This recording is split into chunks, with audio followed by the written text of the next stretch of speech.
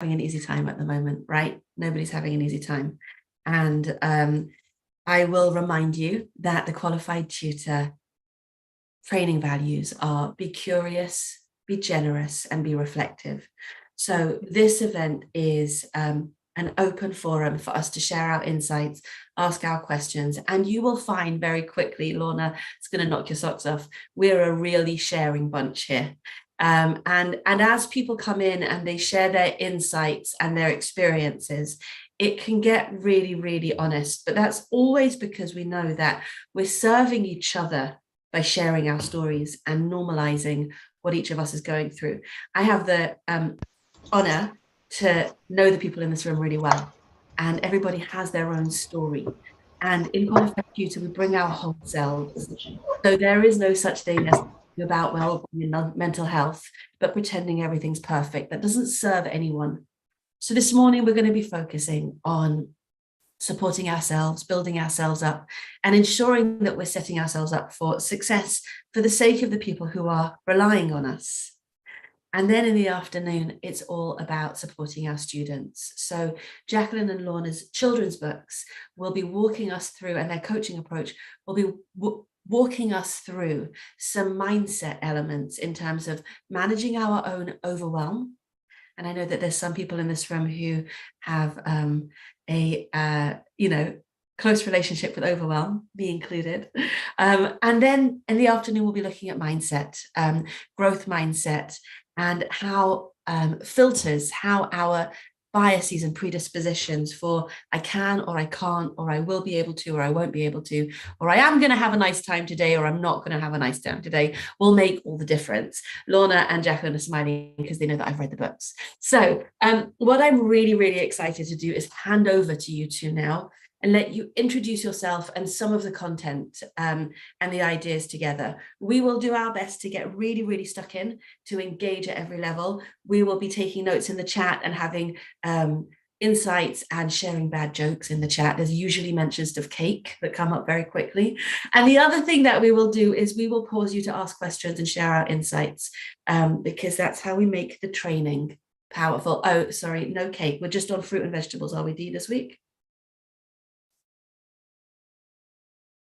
Dee doesn't want to hear back. Okay, crudité. Excellent. So over to you, Jacqueline and Lorna. Thank you so much for being here. Please do introduce yourselves and let's get started. Thank you so much. What a lovely introduction, and it's absolutely our pleasure to be here. So I suppose for those who missed the obvious, so Jack and I are twin sisters, just in case you are wondering. We are related. And if it's all right, I was going to do a little bit, I don't know if you want to say any more, Jack, about this afternoon, or will I just... No, we've actually had a little chat earlier on, so I think we just crack on because everyone's time's precious. Yeah, and Julie, you'll keep us right. Would we be aiming for a little kind of break and everything? Just thinking, looking after everyone's self-care needs. You'll keep us right about timings if we've a break's due or cakes needed or crudité, Dee, if you're when Dee gets to the bottom of the plate of carrots, we'll know that it's time for a break. Yes. Right, so Dee will be our guide. Thank you. So can I share? Yes, I can. Helpful. So, am I sharing? You're sharing your whole screen at the moment, but that's fine. There's nothing good. There's nothing to worry about. But of course, I did want to remind you all that we are live to LinkedIn as well. So behave. Please factor that. Behave. Literally what I should have said. Behave. Yeah. Okay. So I just give me 2 seconds as I try to. Let's just come on. Let me just get the slides working. Cultivating self-compassion and self-care within your tutoring business is a really interesting title. Do you feel that kind of lands? It's just... Yeah, I feel it landed. Really resonant. Here we are. Right, has that gone to full page? Yes, you've done it. Yes, okay, you. First thing done. Okay, it's always the tech, isn't it? So yeah, so hopefully this is landing. So cultivating self-compassion and self-care within your tutoring business. So again, hello from myself, Lorna, and Jack, who will be your grateful hosts today. And I just wanted to give a wee overview of the whole day, just so you've got a kind of idea of what's going to happen. The other thing that I've written in a big highlighter to myself is later on, but it could be good to go and get it now. I'll get entitled. We will need post-it notes, quite a few, or if you don't have post-it notes, do not panic. Just some paper kind of ripped up or cut. Oh, well done. Oh, so you're probably all like great stationery people like me. Yeah. So you've got some post-its, great. So we will need them, and you might need a lot depending on how overwhelmed you're feeling. Okay, so you can just put your post-it notes excitedly to the side because you know we're going to have stationery involved. So we're going to have a look at why looking after yourself matters for your business success. I'm going to share with you Overwhelm First Aid tools to help you move from overwhelm to sort of release the steam and get yourself into a better place where you can prioritise and manage. Then we're going to have a look of self-care for children and why we teach that as part of our self-regulation strategies so that children can learn to self-regulate for themselves as they grow up. Beliefs and how to spot them and shake them up. And we're going to look at your reticular activating system, or your RAS for short. So where the focus goes, the energy flows. So Julia nearly gave away some spoilers there about the story. So that was good, you pulled it back in the end. And how to embed coaching strategies in your tutoring business. We're going to have a look about why that's important and what that could give you. Okay. So just to share briefly with you, Jackie and I have a mission for our business. Sorry. Lorna, Dee had a question about the agenda. Is that agenda for the whole day or just this morning? So that's the whole day. And that's specifically, you should be reassured that anything that you miss will be recorded and available in the QT community. Ah, great. Yes, in case you're not able to do that, that's brilliant. Thank you, Dee. So our mission is to empower 1 million children with the knowledge, skills and tools to live a calm, happy and wonderful life, whatever that looks like for them. And we can't do it alone, nor would we want to. It'd be very boring. So we love partnering with amazing people like yourselves who are also willing and able to support and empower children too. And Jackie and I have a very preventative approach to mental health. So from working in health, like myself and Jackie within education, we noticed that very differently from physical health, mental health had a real wait and see approach. You know, is that child getting too close to the edge? Are they about to fall into the water? Should we do something? Is it getting worse? Is it, do we have to act? There's a real kind of wait and see and kind of searching and looking like a lighthouse. And we felt that was just the wrong way around, because we could see some really positive steps being taken in physical health. People, children, 5 fruit and veg a day, do your daily mile, have your water bottle, physically be active. There's real key messages for prevention. And so we like to think of building resilient rafts for children while they're on dry land, so that we know, as adults, we know the choppy waters, the storms are coming, they'll have challenge, opportunity, change, and why not give the children the tools so they can have strong mental health. And that's what we talk about, mental strength, because it's infinite. So you can always have more mental strength. You don't have to wait till something's very bad. You could just get stronger, more resilient, more confident. And that's the way that we work. And we believe children's life coaching could be part of the raft. I don't know if you're familiar with coaching, but this is kind of how we see it. We're aiming to empower young people to take charge of their lives and develop a positive mindset. We use many tools in our coaching certification course that you would see within coaching, like active listening, open questioning, goal setting, visualization, empathy taking, and of course we use our storybooks. We're really wanting children to understand their unique strengths and uniqueness and feel really comfortable with that, and set achievable goals and develop confidence and skills that they need to succeed. So that is what we are about. And one of our tools that we have is we have a wisery. So these are our wise words So like a wise dictionary, if you like. And one of the things that we really wanted to achieve was a shared understanding between child and parent, child and tutor, child and teacher, and even with us, between adult and adult, about what we're actually meaning when we talk about these different terms. So for today's lesson, we are talking about self-compassion. So we define that as being kind to yourself when things feel hard. Self-care. So these are the activities and routines that you do to look after yourself. And this can include looking after your body, your mind, your emotions, and your soul. And energy. What do we mean by energy? So your energy is the strength and get up and go you need to get things you want to do, have to do, and need to do done. Okay, so that is our wisery today. I can't see the chat, so I'll just pause in case there's any questions or any comments. Are we all right? Yeah, okay. So that's you've had your introduction to the wisery. Okay, so it's all a balancing act. So I'm sure as business owners ourselves, we've often felt like this little person at the bottom, feeling there's a lot weighing on our shoulders. So you might feel like this a lot of the time, all of the time. But again, we're not just our business. We are, you know, our family and our friends and things like that. And we can sometimes have a lot resting on these shoulders. And as someone working in your business and on your business, you will be the technician. You will actually be delivering the tutoring to your pupils. You're the sales team signing up new pupils and onboarding pupils.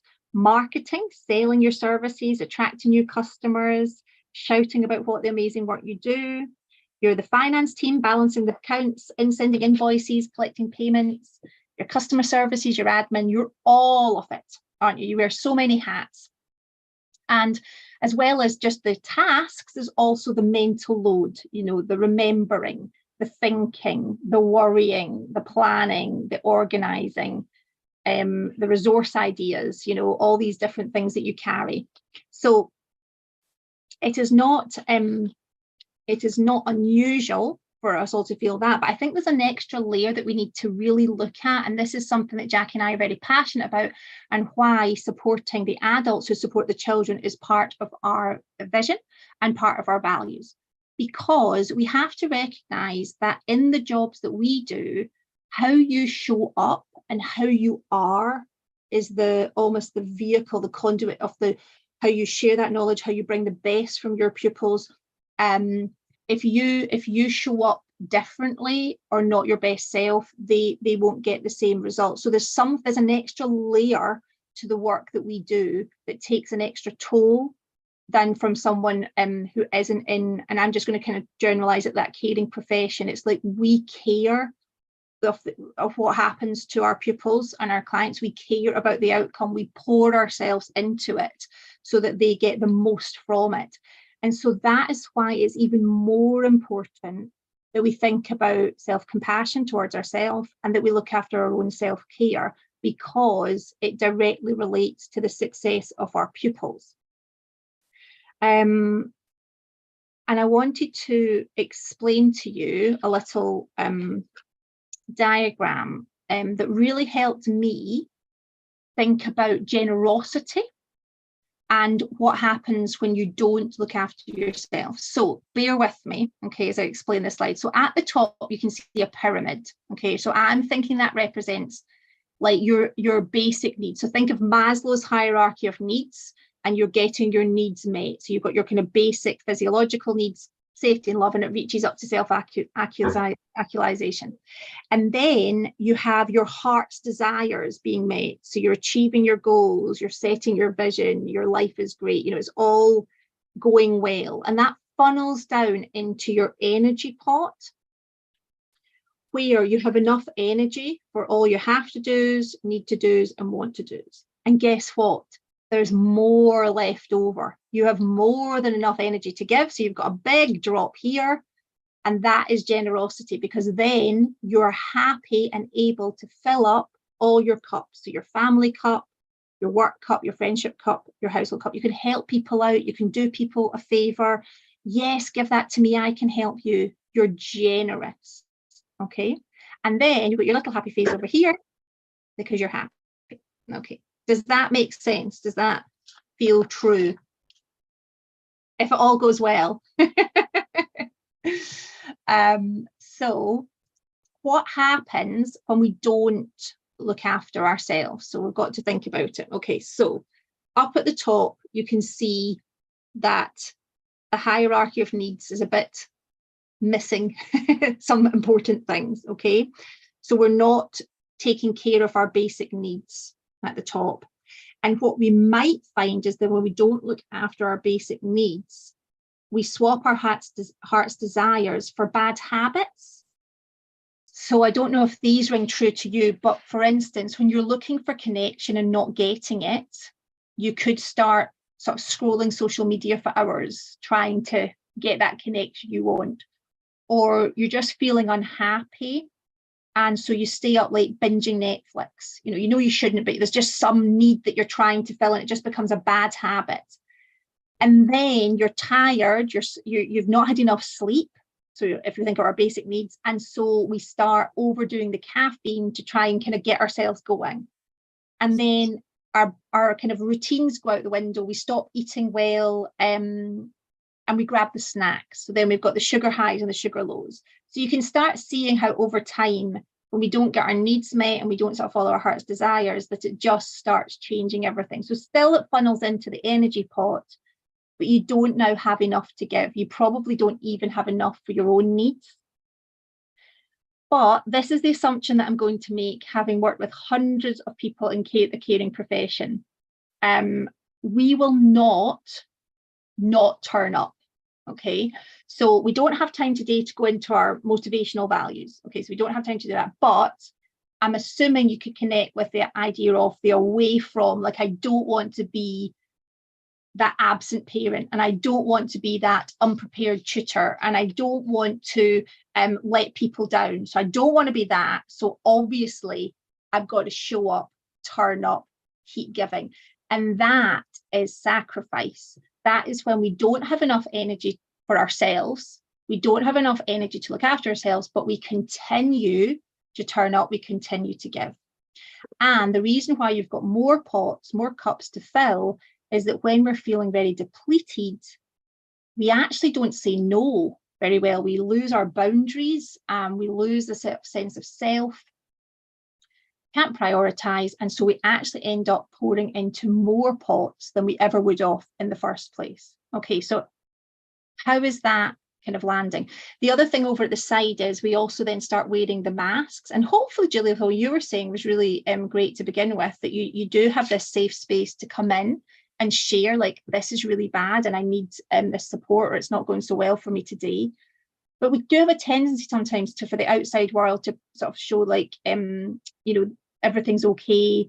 You might need to start doubting yourselves. Your self-critic might be quite loud, feeling sad, quite angry, and our batteries get so low we can't summon the energy to turn it around. So everything starts to suffer. So I'll just pause just in case there's any comments or any questions about that. Are we okay? I'll dive in. I think it's such a powerful model. And you guys know that I love a good teaching model. I think that this is, for me, the insight is that part about more cups. How did more cups all of a sudden appear? Because I'm just not in my wisdom, and I'm not remembering to say no. I think that's really, really insightful. You've become frantic, and you've become like, give it to me, or worse, like, only I can do this. You start controlling things, or you don't even hear support sometimes that's being offered. So, well, Angela's just dropped that into the chat. She said that it rings true for her, and she's off work at the moment and she feels so guilty. Can we talk a little bit about guilt?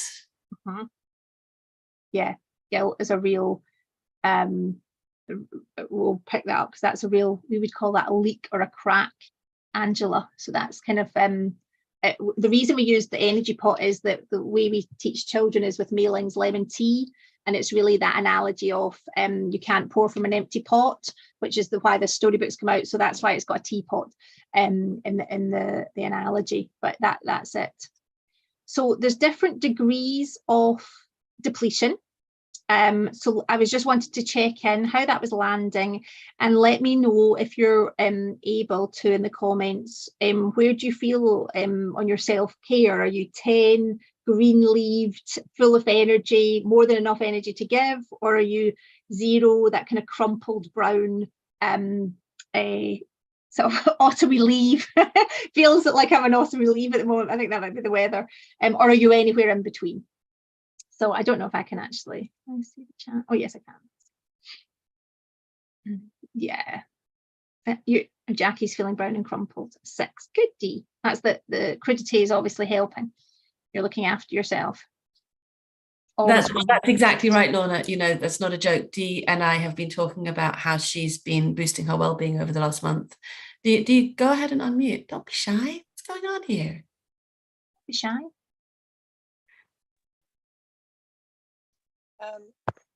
Yeah, yeah, I've been struggling with weight gain and all sorts of other stuff, and I finally got a grip about 2 months ago.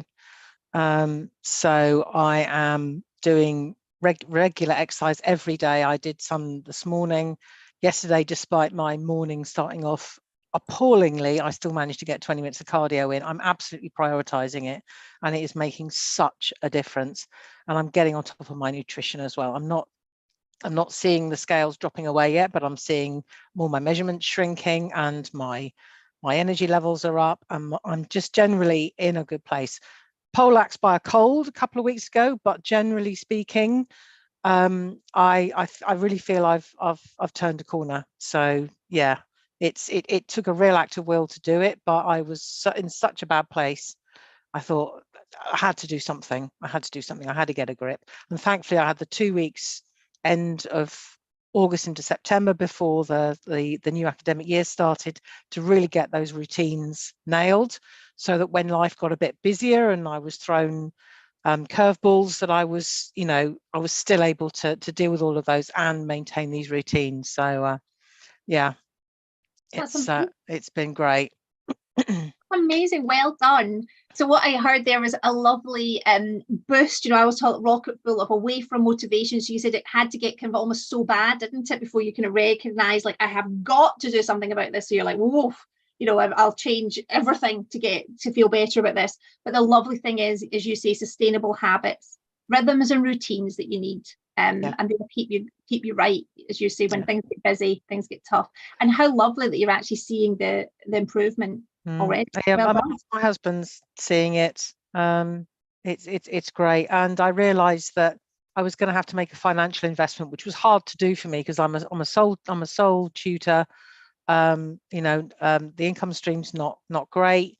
I thought I was at the end of my working life when I took redundancy 3.5 years ago. I was expecting this is only going to be for a few years, less than 5, but now, because of the way life's working out, it's going to stretch even further into the future than that. So making that financial commitment was a big one for me, but it absolutely had to be done, and I'm seeing it as preventative. I'm doing this now to ensure that however long I'm around, how far into the future, that I can be there for my husband, my family, my friends, my students, and I will be the best version of myself.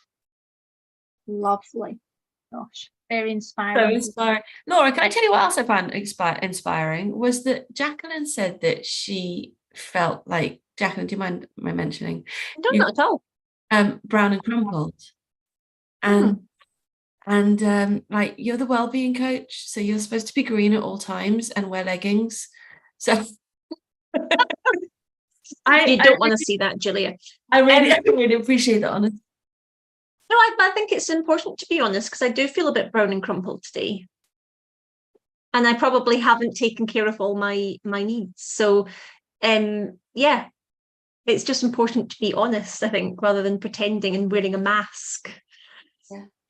Can I also point out that Julie said that she ferociously protects her me, and I think that phrase ferocious is really interesting because sometimes it does take that much power just to give yourself space. Sometimes it really, but there's something about ferocious that's almost sounds dangerous, and maybe there's an element of guilt in there, or Yeah. Do you know what I'm saying? That's a complex word. It's interesting. Julie. Yes. Yeah, I know what you mean by saying like ferocious is quite a big word. I quite often feel that I have colleagues who jokingly and lovingly kind of joke about the fact that, well, I go out twice a month, I have my nails done, my hair done, but nothing interferes with those things. So I do feel I do ferociously protect them, but I also have colleagues who will joke that you need to take a leaf out of Julie's book. And so, yeah, maybe a certain amount of it is a green one, obviously. that I do get the feeling that maybe I'm being judged slightly by that, but actually at the same time, I'm quite happy to be judged on that because I'm protecting my me, and I need to protect my me so that, as Dee was just saying, so that I can still be here and I can still do what I need for my family. Yeah. There's no point giving everything to work, whether I'm working for me or for someone else. There's no point because it doesn't care what happens to me, whereas my family do. So yeah, I do protect my me. Jack Simmons, our yummy coach Jack, sent me a post the other day that said a fisherman was sitting back with his feet up at midday, and somebody walked past and said, "Why have you got your feet up? Why aren't you out fishing?" And he said, "Because I've fished enough fish for today." And the man said, "Well, why don't you go and do some more?" "What for?" "So that then you'll have more money." "What for?" "So that then you'll buy a boat." "What for?" "So that then you'll be rich enough to go and put your feet up." And he said, "What for?" So I think it's really interesting to think about well-being first as well as last, not just as a destination. Rachel mentioned the phrase extreme self-care, which is also a fun one, isn't it? I wonder if there's something generational about our feelings about self-care as well. Different ages have a different relationship with the concept of self-care.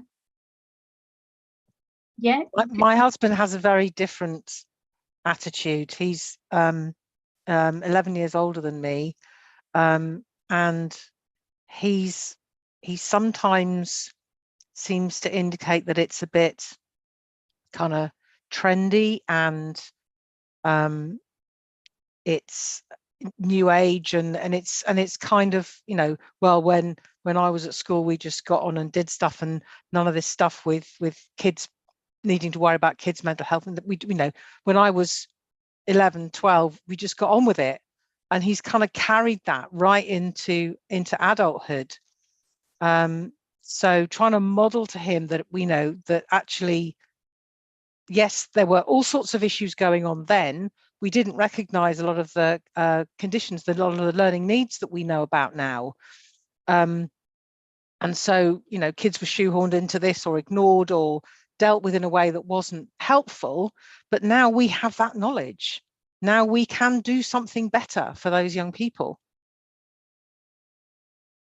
And we have to.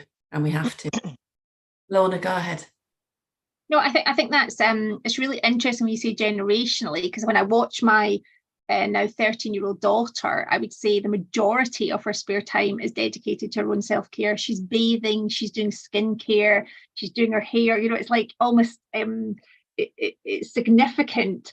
But the other thing I also heard when you said you felt sometimes a bit guilty or a bit judged. I think sometimes especially when we're around, and do you think this happens quite a lot when you're around a lot of women, when someone is prioritizing, and I suppose what we're saying is you've got good, strong boundaries around it, whether it's ferocious or not, what you're saying is you're protecting the boundary around it. And when other people don't, it can feel jarring that someone is. And so I think that's where the judgment comes in. It's almost like you're just further ahead and you understand the value of it. And when someone's feeling really depleted, you know, someone's saying, "Oh, I'm off for my hair or my nails," they're a bit like, "What again?" Or, you know, like, because it almost is jarring, like, "God, I've not even thought of that." And so judgment can kind of creep in, but you do find that if you are that role model and you show them that's what you do and that's what you believe and that's the boundary you've set, you know, it could inspire them the other way. And that's just something that I've noticed, that when someone is very low in prioritizing their self-care, you can feel a bit judgy towards others who are prioritizing their self-care. So that's just something to maybe keep you going while you're going, announcing to the office that you're off. But yeah, I do think generationally it's something that that maybe feels more present at different points in our life that we prioritize. Great. Well, I'll just check there's nothing else in the chat. Do love a good chat, Lorna. Hmm? We do love a good chat. These conversations are so important. Very important. Very important. I loved it. So we did talk about leaks and cracks, didn't we? So guilt would be a really good one. I think you said someone was feeling a little bit or a big bit guilty, and I get that. So if we think about that energy pot we're pouring into and we're topping up and we're filling, but if we have cracks, leaks, then whatever we're putting in is just kind of pouring out, and it's not serving its purpose. So things like worry, indecision, procrastination. We sometimes talk about analysis paralysis, that you're so busy trying to decide what to do, you're exhausting yourself.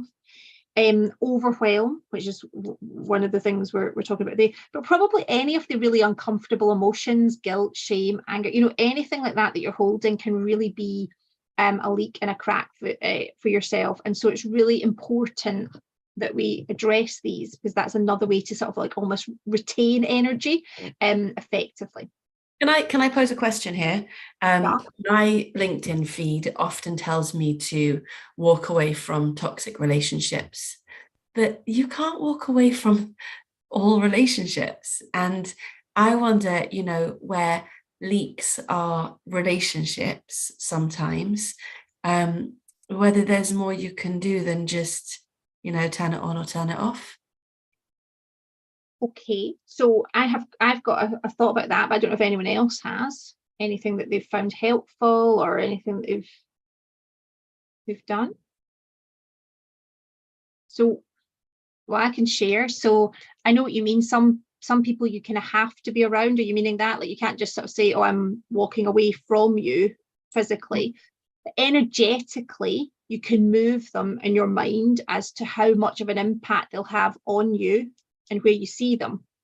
So one of the tools that I work with is we call it like the hearth and the realm, if that makes sense. So the hearth is the place of your mother energy, and we're going to talk about that in a minute, where you have your very close people. So a bit like, sorry, I can't remember the lady who said she ferociously prioritized her self-care, but you were saying Ferocious Julie, right, Julie? So probably in your hearth you were saying very clearly, well, my family matter, it's those close people that matter. And the realm is for the people who are, they're your work colleagues. You're people, you can move people depending on how it feels for you energetically.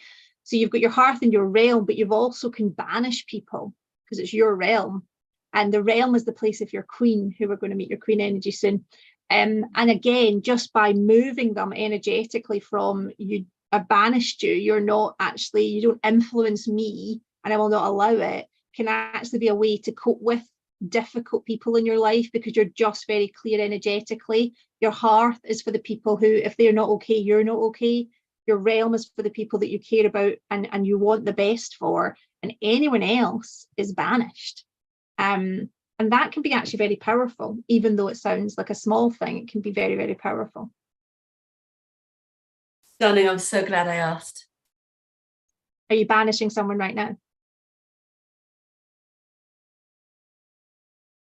I think just knowing that you have the power to move someone energetically is really, really fascinating. And it might just be the knowledge that it's possible that sort of reduces the leak. Yes. Okay, good. I was just trying to tell if that was your banishing face.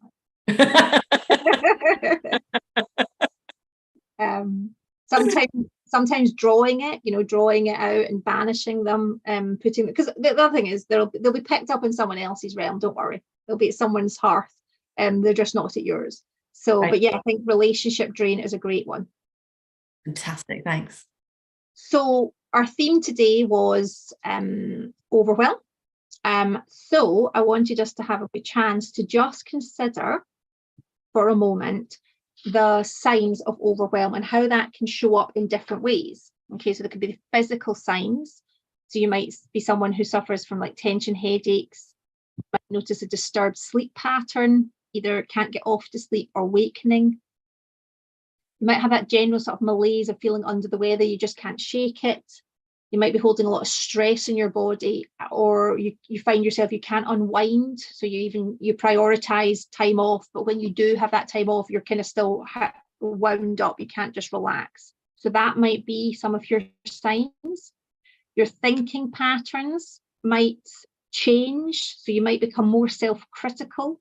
You might be more in judgment. So that is judging yourself, but judging others. Okay.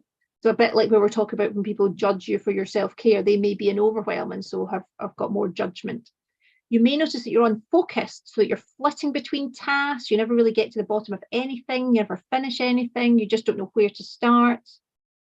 You might have noticed that you start seeing things, describing things in a negative light. So you've stopped being solution focused, and you've started just kind of listing the negatives of what's not going well. You might notice that you've got confusion or muddled thinking. You might notice that you're doubting yourself or second guessing yourself. So you make the decision, you do it, and then you spend a lot of energy second guessing, was that the right thing? Okay. There's also the emotions. So you might have that feeling of dread, you might feel a bit jangly, anxious or on edge, highly emotional, or those uncomfortable emotions that we talked about, the anger, the shame, the guilt, and you might feel put upon or undervalued. That can be our kind of first signs that we're maybe going into martyrdom, where we're over, what we talked about, the too many pots, and we're saying like, I'll do that, and you realize you've got far too many pots, and you're like, oh my God, I've got all these things to do, and no one appreciates me, and you start noticing these kind of feelings coming up. Or behavioral signs. Are you procrastinating? Are you in indecision? Are you withdrawing from others or support? So we did talk about that, didn't we? Someone put that in the chat. Like, people are offering you support, but you don't even really hear it as support. You maybe hear it as criticism. You find yourself rushing, you're always rushing. Maybe your eating patterns can change, your self-care routines stop or are erratic. You've checked out and you find yourself unable to say no. Okay, so we've got a few things people are kind of commenting. Okay, so having a look at all that list, we're going to do a bit of reflection, as you said, Julia. Okay, and I'm going to ask you some questions. So it's quite useful to have just a notebook or an open piece of paper in your page just to jot down your answers. So looking at the list, what are your first telltale signs of overwhelm starting? Maybe you've noticed a few symptoms, but actually when you think about it, when I don't sleep very well, that is probably a sign that something's on my mind. Or I notice I'm overly judgmental about myself and critical when I'm feeling overwhelmed. So just start noting down your first telltale signs. You can write down any of your signs, but your first telltale ones are your awareness phase, where you're starting to bring awareness to it's happening again. Often people ask me, how often do I do the overwhelm toolkit? I would say often, because I'm often in overwhelm because I take on a lot of things. So this is not something you would do once, but it's the first sign that you're thinking this is happening again. I'm going to take action to prevent it getting too bad. So just a moment's thought. How does overwhelm feel for you right now?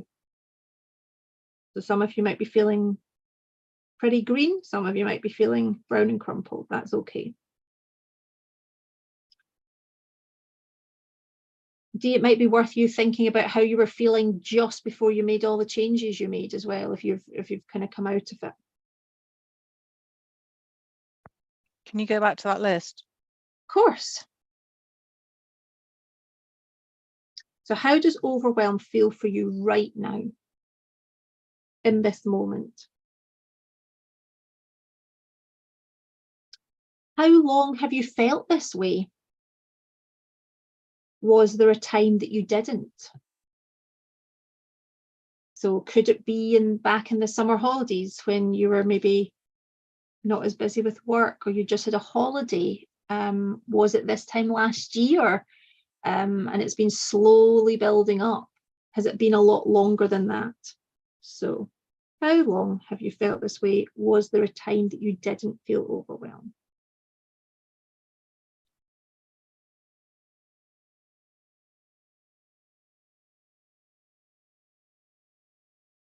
What is the cost of not dealing with your overwhelm to you, your family, your business, your happiness?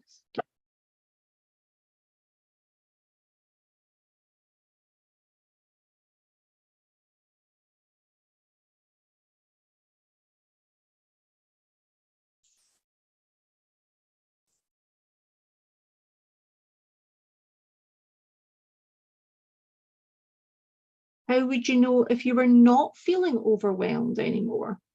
What would you be thinking, doing, saying that would let you know you're not overwhelmed anymore?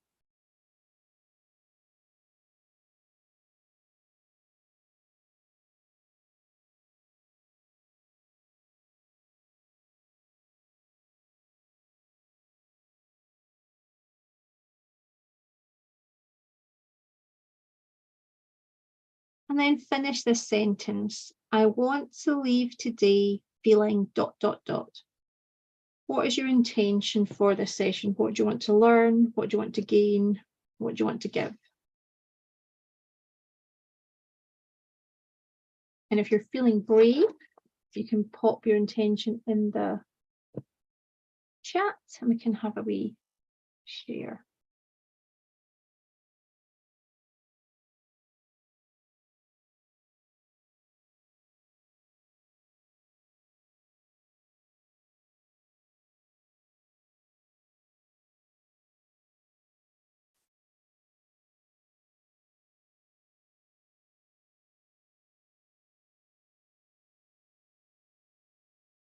Equipped, that's lovely.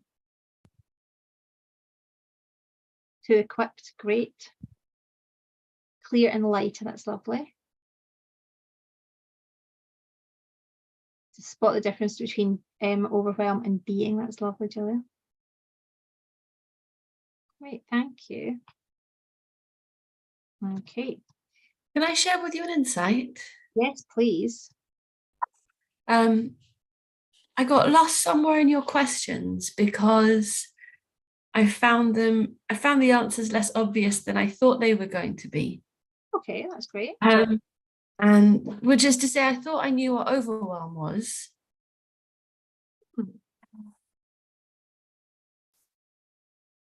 I think that your model with the teapot was really, really interesting because I think what we're saying is overwhelm is too many cups. But track back and look at where the heart got broken and Maslow got flipped, then we'll be able to see what's really going on there. Why? Because I think I flip between overwhelmed and bored, minute to minute, sometimes, certainly day to day. So I keep my plate really full on purpose. So what's the difference between overwhelmed and being? Yeah, I get that. So you've got a need for maybe excitement or difference or creativity, or there's some need that's being served by keeping your plate full and busy. Yeah, and at home I have this balmy habit of rocking the boat, or getting a puppy just when everything's calm at home, or rearranging the kitchen, or whatever it is. Yeah, it's quite disruptive. I like to sort of to shake things up. And does it feel like self-sabotaging or interest providing? I'm not sure. You would need to know. Yeah, I'm also not sure. You're not sure. So it's a pattern you've seen, that when everything feels too calm and easy and doable, is that what it feels? You just go, here's the puppy grenade. I actually don't think that's what I'm doing. I think what I'm trying to do is optimize. It's like, whoa, everything's lovely. Let's see if we can make it a bit better. You're adding. I think I'm adding. Good, good. So I suppose for me, it's overwhelm is so personal, because it's whether you feel capable, able, doable. And I agree with you, most people, especially people who are entrepreneurial and love variety, can look overwhelming to other people on the outside. Yeah. So it's how you feel. So there's a lovely kind of it's like that biting point, isn't it, where you feel like, I'm there's enough to keep me interested here. I feel like I can fire on all cylinders. And the worst thing you would be away from motivation is, I don't want to be that bored person sitting in the corner with nothing interesting to do. No. So gimme. So it's just, how can I put that? So we kind of look, one of the ways we do is we track our seasonal energies. So as women, we are cyclical, not linear, because we have ready access to different energies throughout our whole cycle. So one thing you can track is, are you agreeing to things when your energy, your hormones are you're in a good place, and then delivering on them 2 weeks later when your hormones have depleted. You're in your winter, and the things you promised you would deliver in your summer when you were in bloom are now being delivered in your, so that can be just knowing and learning more about that can really help you. So you promise to do it when you are in a good place, when you want to connect, you want to be with people you feel you want to be out of the house and doing, but the delivery of it happens like 2 weeks later, 3 weeks later, when you're more wanting to be still and not be visible and take time. Do you see what I mean? So that can sometimes be why it feels so disruptive to your flow. Oh, gorgeous. And I recognize both of those seasons. I think that was really lovely to hear you describe those. So one of the key questions you could ask yourself is, what season will I be in when I'm delivering this? So is my body able to deliver it? Is that why it feels hard? Or can I push it a bit? Can I deliver it when I'm in this energy rather than? I think the other thing is, we live in relation with other people's cycles. Yeah. The week cycle, the day cycle, colleagues, children, all the things. All the things. All the things. And we tend to be in the middle of the maelstrom, don't we? Yes, exactly. That's exactly it. Good. Anyone else find those questions quite tricky or want to talk about anything there? Well, when I was looking at the list, I initially went through and went, yep, yes. Is there anything there that doesn't apply to me? And then you went on and said, like, how long ago did you feel this? And that was where I stopped saying yes, because I just think, yeah, I do get tension headaches. Yeah, I always have disrupted sleep. I'm always feeling, actually, no, I'm not. Today is good. Today I'm not stressed. Today I don't have a headache. I did sleep well last night. And I think sometimes we get so caught up in presuming what we're feeling at a particular point is how we always feel. And so looking at it and then taking a second go at your list and going, do I feel that now, was a completely different list.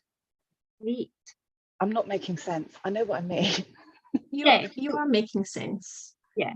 So, but if you look back, you kind of go, well, yeah, that applies to me. Whereas actually it has applied to me is different to it does apply to me right now.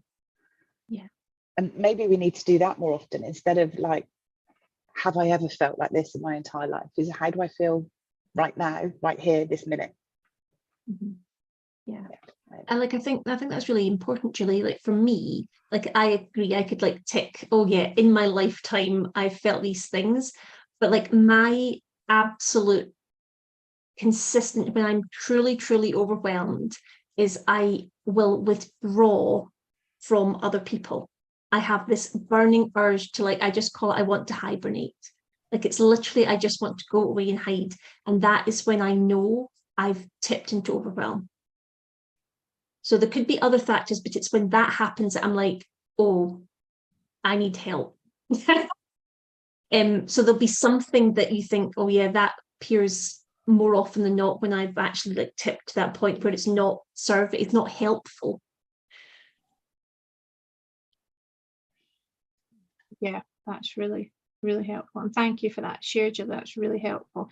Yeah, it's not a list of like overwhelm bingo, like have you ever felt like this. It's about really connecting with, and I think that's the really important bit, to be in your body, to be mindful about it, and just kind of connect with, is this actually how I'm feeling right now? And that's like a good check-in, isn't it? Good check-in with yourself. How am I doing? Maybe there's just a one wee thing that you could do to make yourself feel a little bit better today, and that's it. You're on your way. Yeah.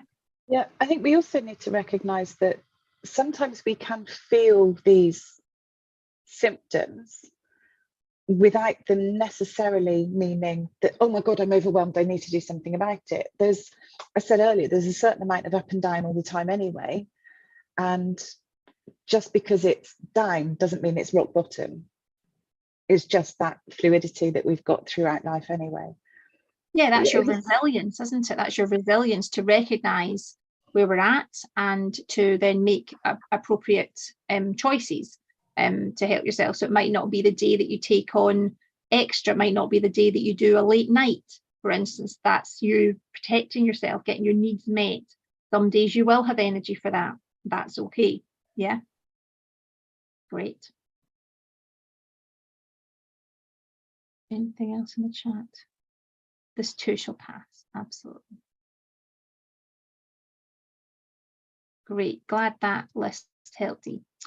Okay, so I did make reference to, but one of the tools as one of many women's coach that we were taught was to use energy archetypes. And I certainly use these with my older teens that I coach and the adults that I coach.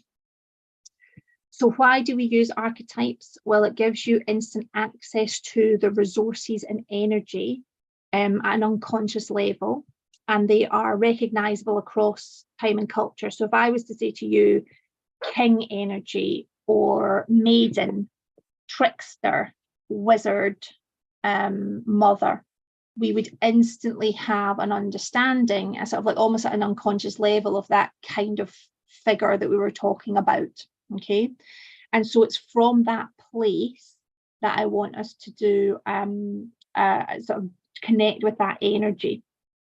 Okay, so this is really an up to you how you want to do it. This is going to be me speaking to you kind of like a meditation, but it's kind of you're not deep in it, you're kind of present in your body, and you can either sit or you can stand, you can close your eyes or you can lower your gaze, you can turn it on, you keep on your camera, you can turn it off, however you feel more comfortable. It'll only be a few minutes. Okay, so just get yourself to a place where you feel comfortable for you. Okay, and what we're going to do is connect with, I'm going to say mother archetype, but obviously if there's any men on the call or on the recording, parent, and you do not have to be a mother, a biological mother, to connect with mother archetype. It's just that archetypal energy of a mother that I want you to connect with. So when you're ready, I want you to get comfortable, either sitting or standing. Gently close your eyes or lower your gaze, whatever feels right for you, and just take a deep breath in and out. And I want you to notice the surface that you're sitting or standing on, feeling that connecting to your body. And a deep breath in and out. And on the next breath in, I want you to connect to that part of you that feels safe. I want you to connect to that part of you that cares and cherishes. I want you to connect to that part of you that is patient, encouraging, nurturing, considerate, and fair. That part of you that others seek when they need courage and comfort. They need to be seen and accepted unconditionally for who they are. Feel that energy in your body now, your mother energy. And I want you to start shifting that energy of unconditional love and unconditional acceptance towards yourself. Regardless of where you are on your self-care journey, regardless of how overwhelmed you feel, how long you've been sacrificing, you know from this energy that you are safe, you are cared for, all will be well. Give yourself a gentle hug physically, emotionally, and energetically. And holding that energy here, I want you to hear these words from Kabat-Zinn as he speaks of the power of acceptance, accepting where we are right here and now, and choosing to stand in that place to change what can be changed. Acceptance doesn't by any stretch of the imagination mean passive resignation, quite the opposite.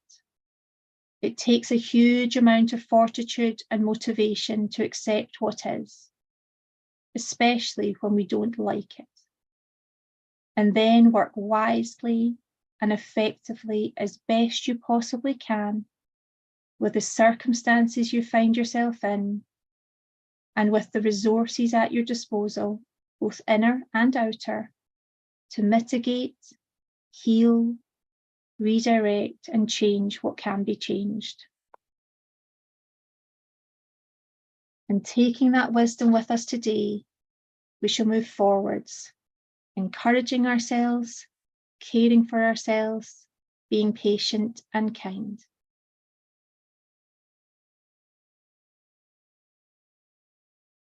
And when you're ready, just gently becoming aware of the room and your surroundings, feeling into your body, wiggling your fingers and toes. A big breath in and out, gently opening your eyes, feeling wide, wide awake.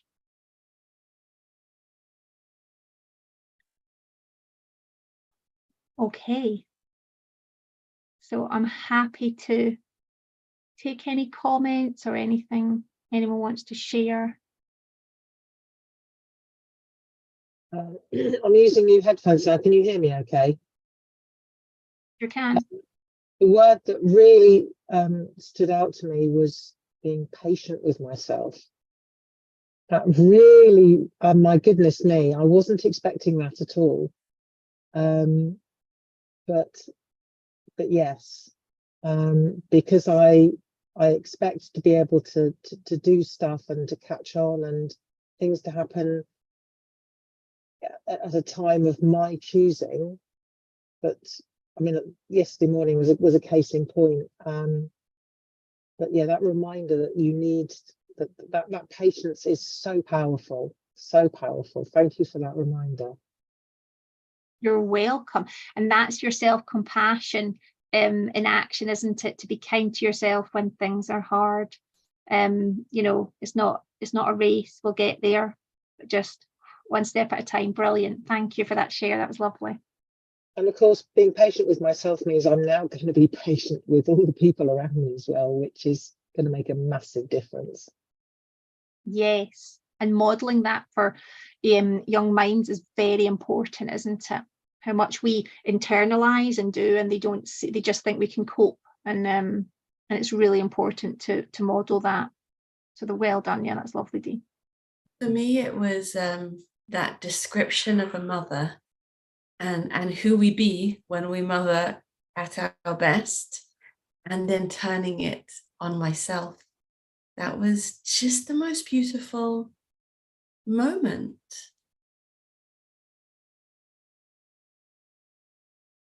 Good. And did you find you could do that once you kind of got into that place? Yeah. That's your safe place. It's in you. The energy's there.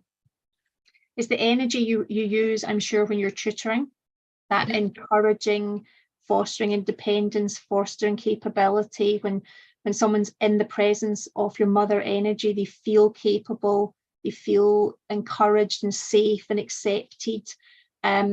So it's a beautiful energy to be in, but it's a good reminder that you can apply it to yourself. It's not always external. So sometimes having a little photo of yourself as a young child, somewhere that you are every day, like your dressing table or your workplace, can be a real reminder of how you can care for that younger part of you that needs that care and acceptance too.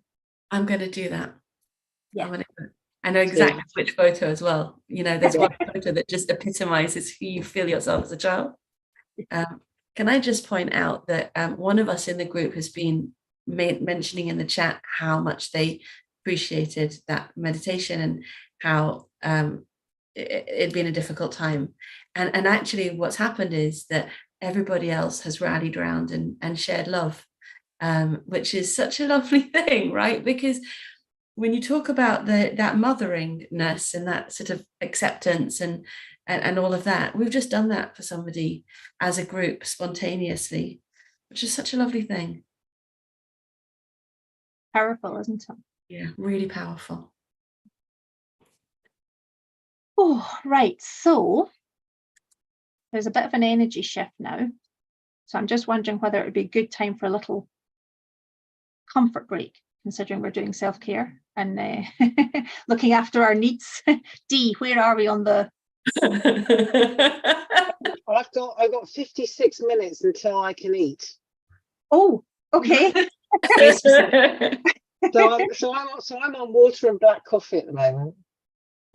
Oh, you like a faster? Is that what you mean? I'm doing time restricted eating, intermittent fasting. Yes, I'm doing 16/8 at the moment. Okay. Well, it would now be a good time we're going to shift our energy into a lot more doing and taking action. So would a quick comfort break be useful, Julie? Yeah, let's do it. We're going to leave the meeting open. Hannah's going to play some non-copyrighted music for us, like a boss. I'm going to quiz Hannah. Sorry, Dolly, you unmuted. Hannah speaking. It would, while I would love to, it would stop this beautiful screen from being shared so we can hum to ourselves with copyright-free music. Oh, and she stopped. Okay. She stopped sharing. No humming permitted. Great. I will play some copyright-free music so we can all have that comfort break. Okay. That's because Laura knows how much I love singing and she's scared that I'm going to scare everyone off if I start. Amazing. Back in 7 to resume in 10. We'll resume at 11:15. Yes, perfect. 11:15. Great. Hannah, I'm going to quiz you on what music you have. So for later on, it'd be really, I didn't know how to share the music, but it'd be really, there's a bit of music, like anything that's a bit like, I don't know, Eye of the Tiger or anything like that. Have you got anything that's a bit? I wish we could. So what I have is a copyright-free music public playlist on Spotify. Let's see if you can actually hear what I'm playing. That would be interesting. That's lovely. Absolutely. Yeah. Yeah. So we've got some chill music. We've got mixed music. I can't choose this music. I just know we're allowed to play it. Have we got? Is there an upbeat option that Lorna might be able to use later? Absolutely. I will find an upbeat copyright-free music for later. Yum. Thank you. 15 minutes. That's good. That's great. Right. I'll let you have your break.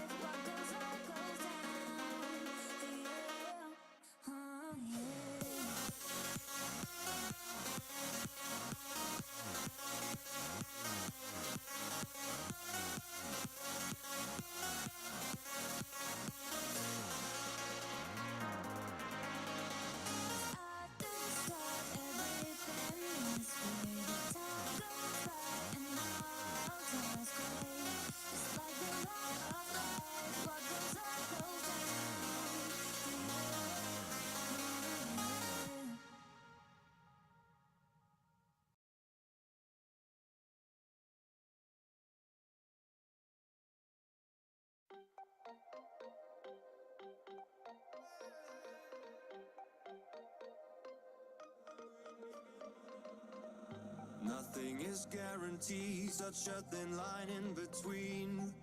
Colder than ice when you're next to me. First time we met, I knew I had to make you mine. Couldn't see all the warnings, cause you looked so fine.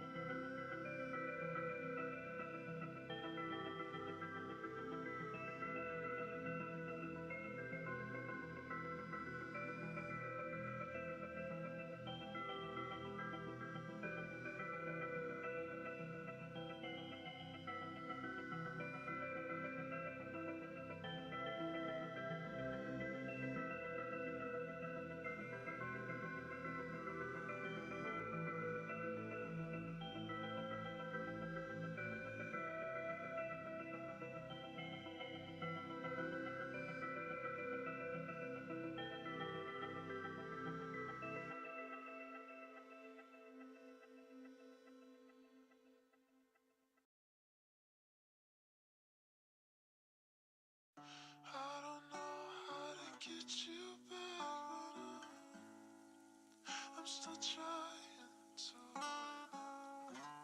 I know you'll never kiss me back, so I'm still crying to the thought of.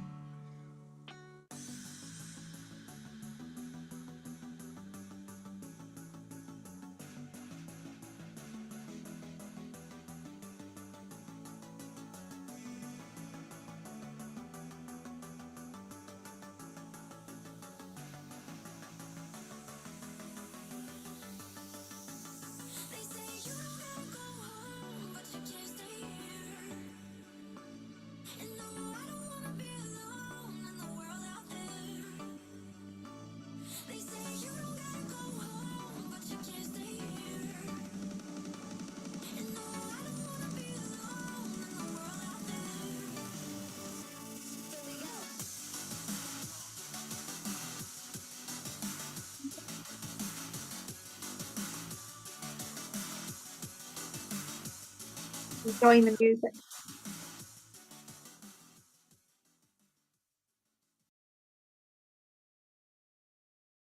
Thank you, lovely. Thanks, Hannah. That was great. Well, I cannot choose the music. I hope some of that was upbeat enough. Yes, I'm kind of sometimes when I do this, I just get people to find something on their Spotify and mute, so they so it connects them with something that they can play, but we don't broadcast it. But I love that idea. That's a good idea.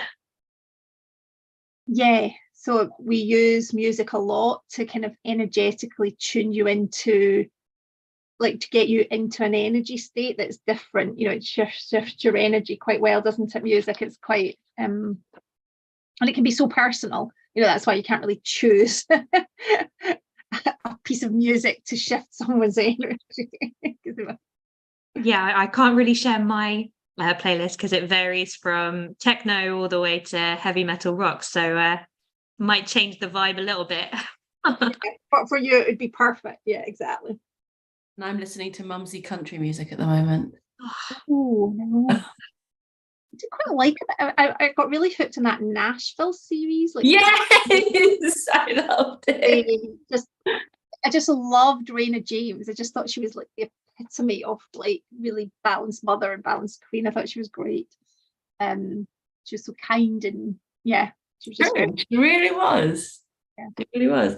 And I listened to the girls, the young girls. What are they called? On the Nashville playlist, the two daughters. Oh God, it's been so long since I watched that. I love that series. Really nice. I love that series. As Jacqueline knows, I am deeply involved in This Is Us at the moment.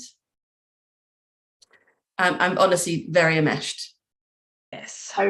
What season are you on yet? No, I'm on 3.5 now. Wow, that was good. When we last spoke, you were on season 1. I'm making good time. There's You a are. certain point when you get into binge watching where you just got to get to the end of it already. Yeah. That was a brilliant series. I thought that was so well done. I loved it. So my little ones have started watching it with me in bits. Obviously, the themes are quite adult, but the people are so lovely. Yeah. So I'm letting them sort of wonder. Very sensitive. What's that? I think it's done very sensitively. Yes. Yeah. It's not kind of sensational or. Yeah. No, I'm quite happy. It's quite quite PG. I feel like. Yeah. In terms of the relationships, they're quite PG, aren't they? They're kind of quite safe. But there's also there's a lot of modeling in it, isn't there? Of how to be an awesome human. Yes, exactly. And channel our inner Randall. And their houses are always tight. Yeah. Unreal. Untrue. We're gonna make shakes for breakfast and then have no mess in our kitchen after. Yeah. Great, we're back. 11:15. Actually, it's 11:18. We are back. Welcome back, everyone. Let's catch up with where we've been so far. We are recording and we're live on LinkedIn.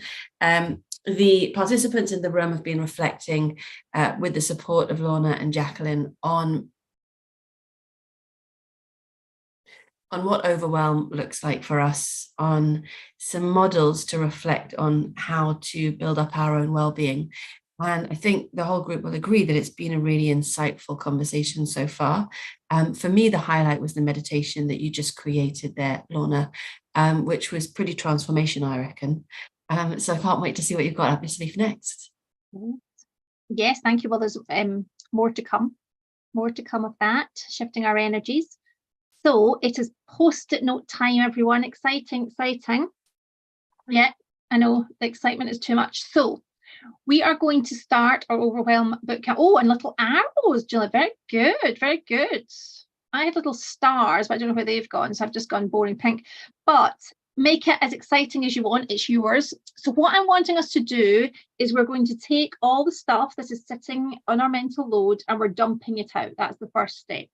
So what I'm wanting is, it is one thing per post-it note because we're going to be moving these around. So we don't want a list. Okay, so for instance, we're going to dump it out, but I want you to think of different categories just to help prod really what's in there. So tasks. So that could be like call the dentist and book an appointment. That goes on one post-it note and goes on your desk. Okay, or add sugar and bread to the shopping list. If that is swirling around your head, causing you to use your energy to think about it, put that on a post-it note as well and put it on a list, okay? We're also going to think, so we've got tasks. What is there for you?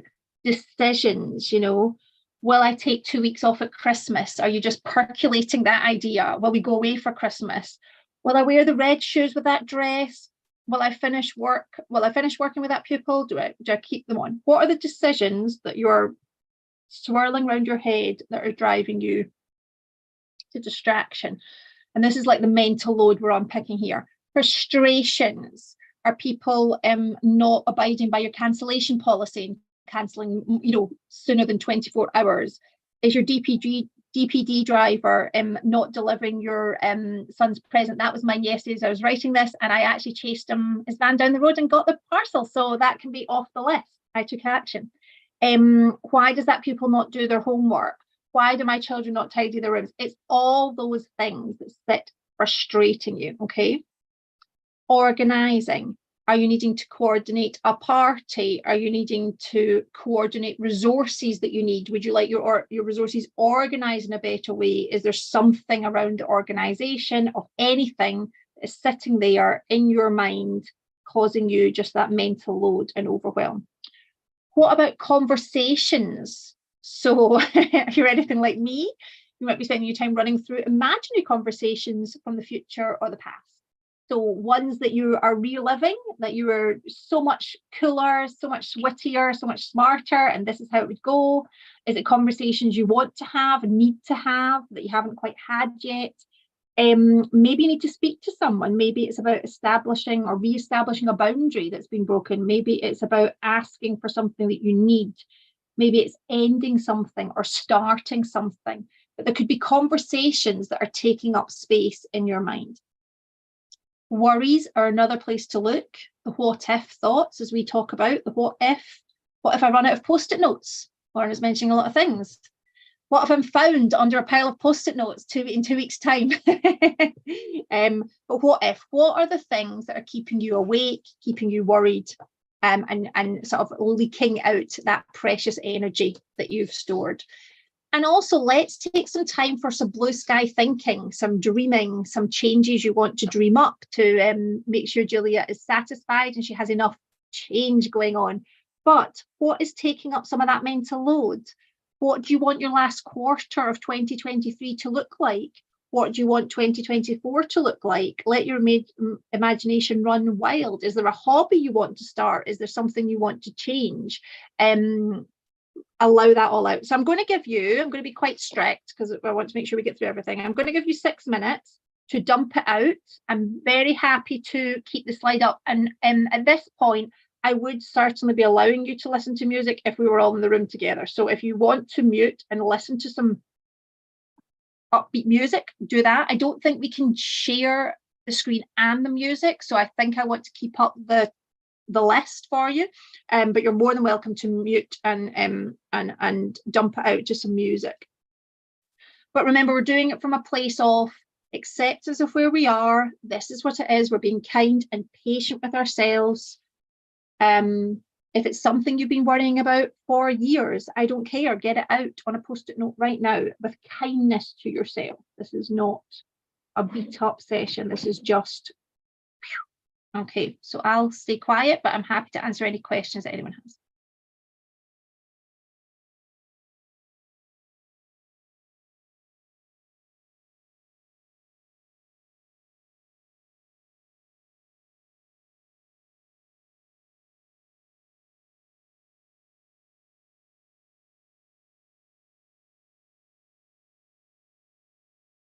Everyone looks busy, so I'm assuming you're happy with your post-it notes.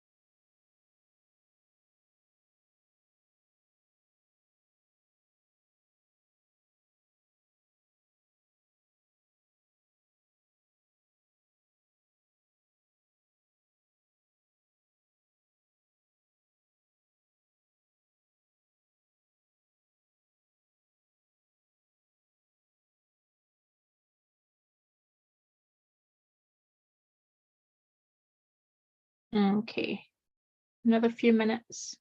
Make sure everything is just, you're never going to share it with us. So anything that you need out of your head, just do whatever you need to do to shift things for yourself.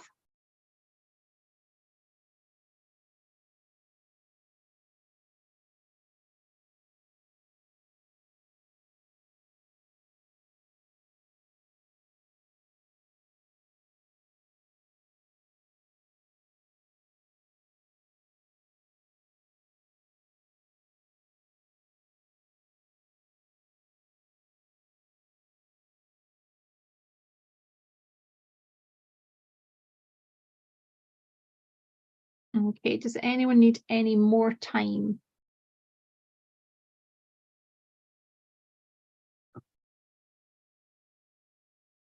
Oh, nice, Julia.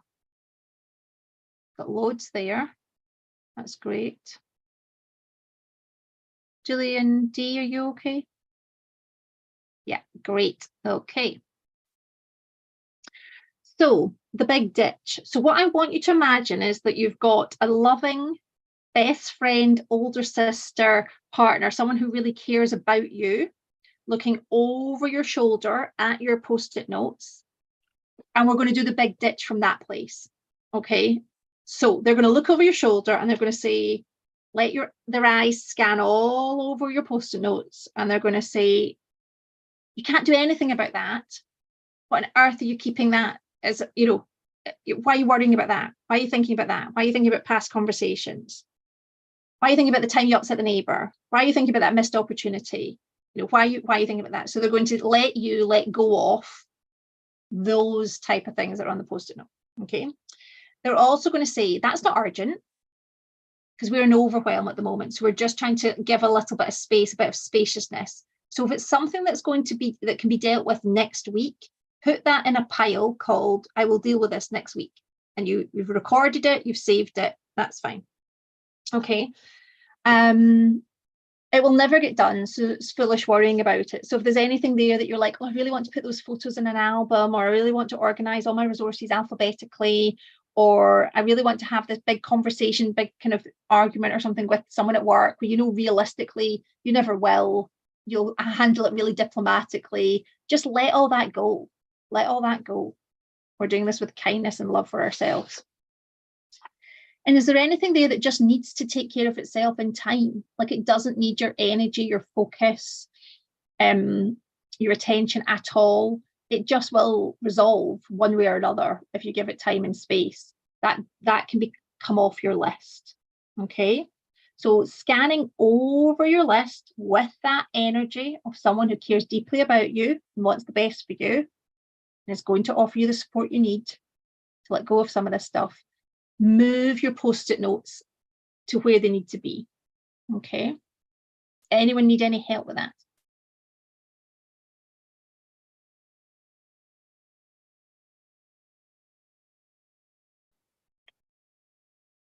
No. Okay.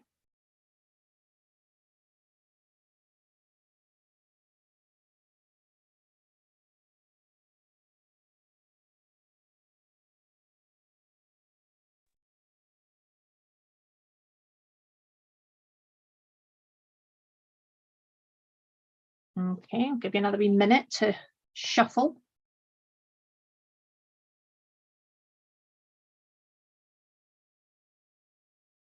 Lorna, Hannah's saying hers seems to be all feelings and not necessarily tasks. So are they high emotion? High emotion. High emotion. Okay. Okay, so I was going to speak to you about that. I think it's in the delegated one. Yeah. So let's look at the next slide and then let's have a think. So if they're all emotions, we might need to think about what is it a range of emotions, what is keeping you. So we're going to look at that in the delegating bit, but emotions do matter. So I was going to speak to you a bit about that in a wee minute. So let's do the big ditch. Mine seems all feelings and not tasks. Hannah, are they tasks that need done, but the feelings get in the way? Like when you go to write the task, you're like, oh God, but that's like I feel guilty handing that over, or I don't want to deal with that. As someone who gets delegated to, I find delegation incredibly hard. And I feel really bad that I'm not doing it because I could do it. It's guilt, or it's... I don't know if it's guilt. I think it's just frustration that I either don't have time to do it or I don't do it quickly enough. Okay. So there are tasks sitting behind the emotions. Some of them, yeah. Okay. So what I was going to do was speak about, I lost my thing. So this third D, so we've got dump it out, ditch, and then delegate with kindness. So if you assumed, now this is the other thing, is if you assumed everyone you asked would say yes, so get out of the, oh, they'll never say yes to this, what could you hand over, especially to Hannah? What could you hand over? I'm not saying you will, I'm just saying what could you, just to see where your where the line lies for you. So is it like, because the next question is, could someone else do this almost as good as you? Now, obviously you're the best, Hannah, and you would do it the best. Of course you would. Okay, so, but imagine that they could almost do it as well as you. And this is important, it would take you less time to pass it on well. So when we're delegating, we've got to be really clear about what the task is, the outcome, the time scale, and that the person has the skills to do it almost as good as us, because we are obviously at the best. So it's a I like to hold on to everything. So does that change anything? But I have put, if there's high emotion attached to the task, making it difficult to pass on, then that is the bit that you focus on. So your overwhelm could be caused by, you need to release some emotion around it. Okay, so is there anything on your list that you could delegate if you assumed everyone would say yes?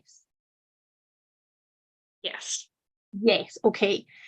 Could someone else do it almost as good as you, and it would take you less time to pass on the task? Yeah, in some of them, yeah. In some of them. Okay, so separate them out, because that's important. Because some of them, it will be you doing them, that's for sure. You can't pass everything. So separate out your, yes, I could delegate these, and from that, if everyone said yes, and yes, they would do it as good as me, and it would take me less time to pass than to do it. And then connect with the emotion. If I said to you, right, go and do it, what is it that immediately holds you back from doing it?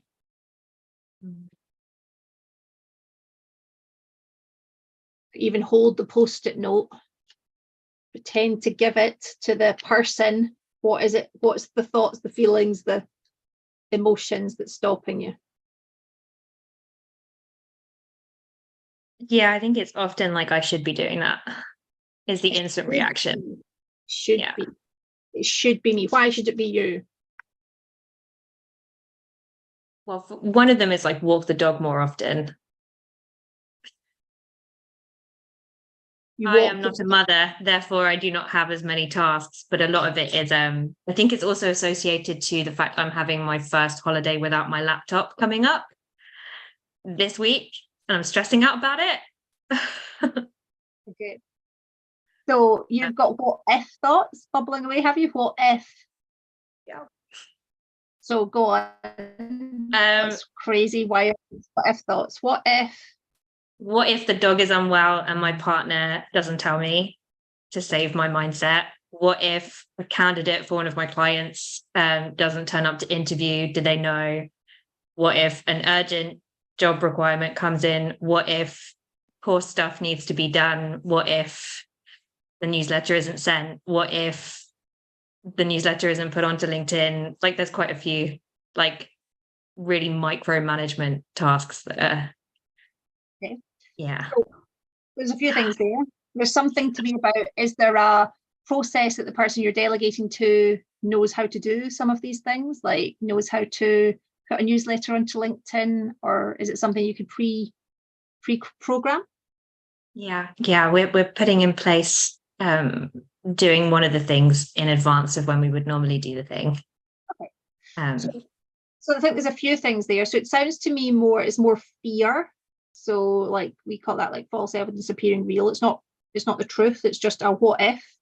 So there's definitely, to me, what if the dog is unwell? Is that a conversation that you just need to have to put your mind at rest? So it's not a delegation. It's maybe a conversation that you want to have that will put your mind at rest. There's maybe a task associated with the check of the newsletter, and then you're delegating that.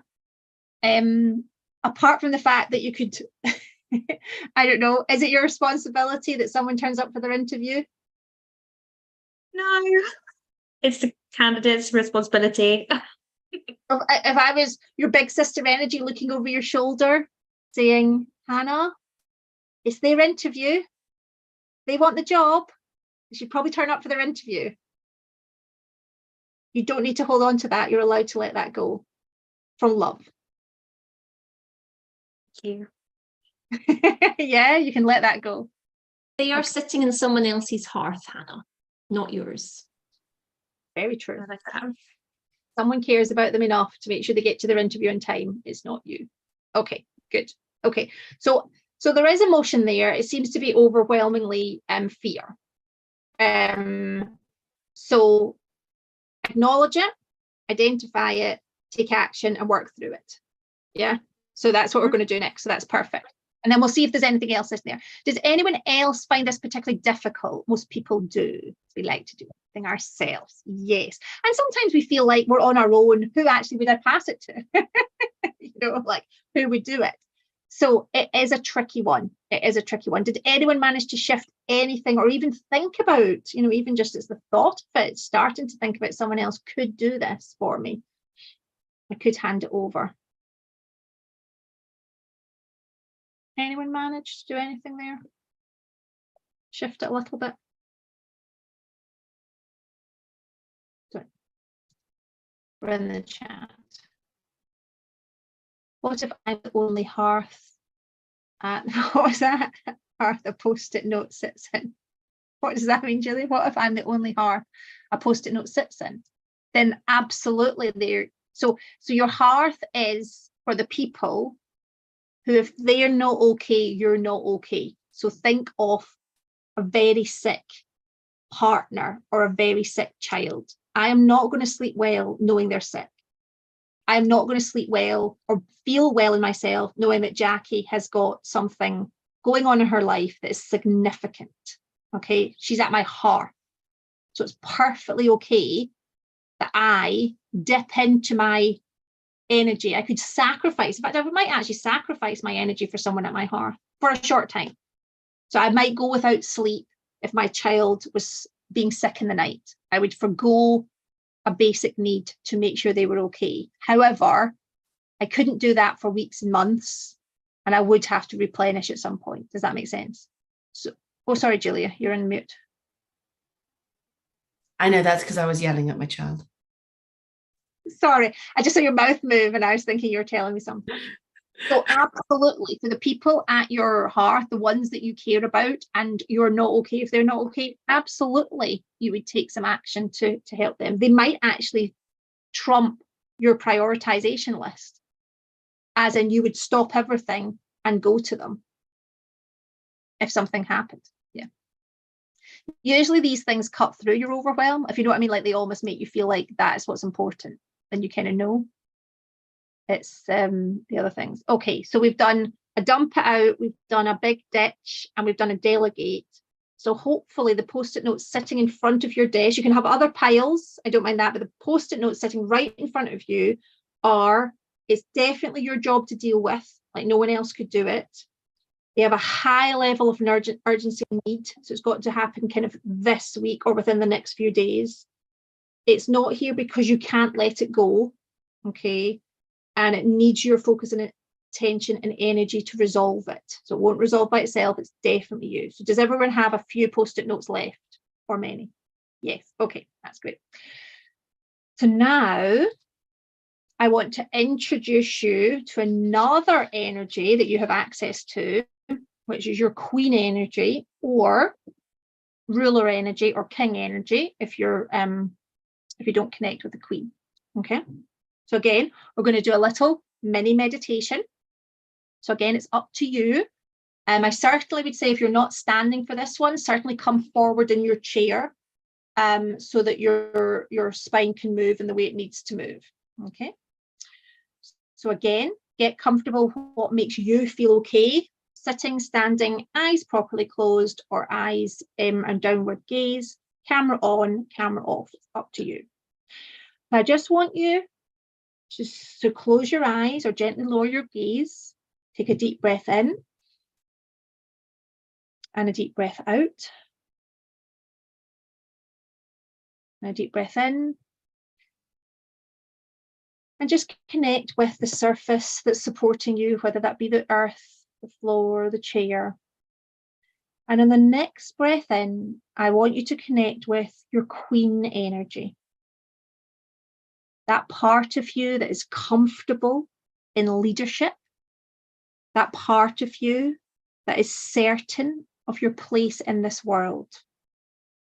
That part of you that holds the vision for yourself, your life, your business, and your family.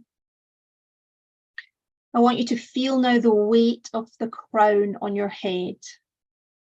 Straighten your spine, broaden your shoulders, lengthen your neck so that you can hold your crown up. Very good. In this energy, you always know what really needs to get done, don't you? What needs to stop, what needs to start. Notice that when you're in the serene, calm, commanding energy, how easy it is for you to see the boundaries that have not been kept, that have allowed you to tip into overwhelm. And how easy it is for you to see what really needs to happen to put those boundaries in place. Your queen energy will always prioritize your needs. She understands the importance of you. She will always ensure your needs are met with no guilt or apology. Your queen energy is regal, aware, graceful, decisive, and serene. When you open your eyes, not yet, but in a little while, allow your queen energy to prioritize your to-do list. Breathe deeply in and listen to her true wisdom, the wisdom the queen energy has for you right now.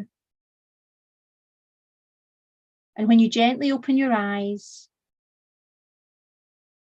allow yourself to scan your notes, your post-it notes, and prioritize them into absolutely has to be done A's. B would be nice if it happened today, but it could wait. And C is can happen tomorrow or the next day. Okay, so your queen energy knows what's important. Let that energy guide you. So very gently become aware of the room, wiggle your fingers and toes, keep that crown on your head, gently open your eyes and start prioritizing your list into your A, B, and C. Do that now.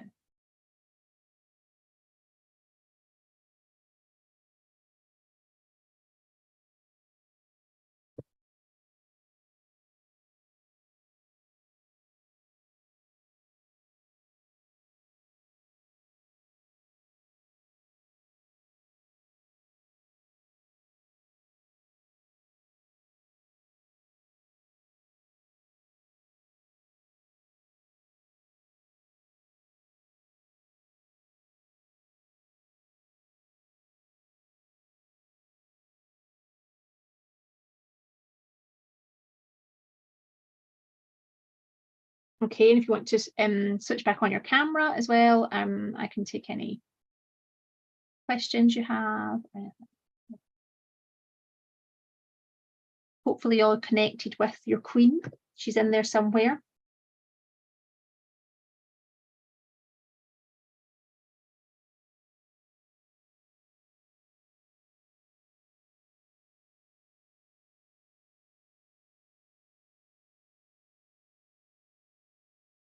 I'm really curious about these personas, Lorna. Where do they come from? You're on mute. Sorry. So the archetypes are well known, and I think Jung sort of started them, and kind of that deep, almost that kind of wisdom of generations past that you can kind of bring forth. But the reason we used archetypes in the one of many women's coaching techniques that I did was that sometimes we don't have access to energy models that are empowering.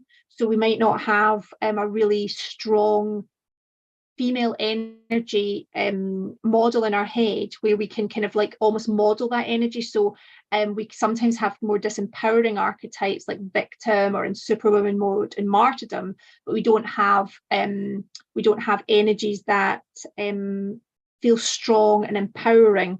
So we have 5 that we use. So we're meeting 3 today. So we've met mother archetype, queen, and we'll meet warrioress in a minute. So it's just to connect with, they're within you, but it's how you use them, when you use them, and some of them are lying a bit dormant, shall we say, for most of us. Yeah, so it's, and again, that's why I say music is, oh, someone's asked something. Angela.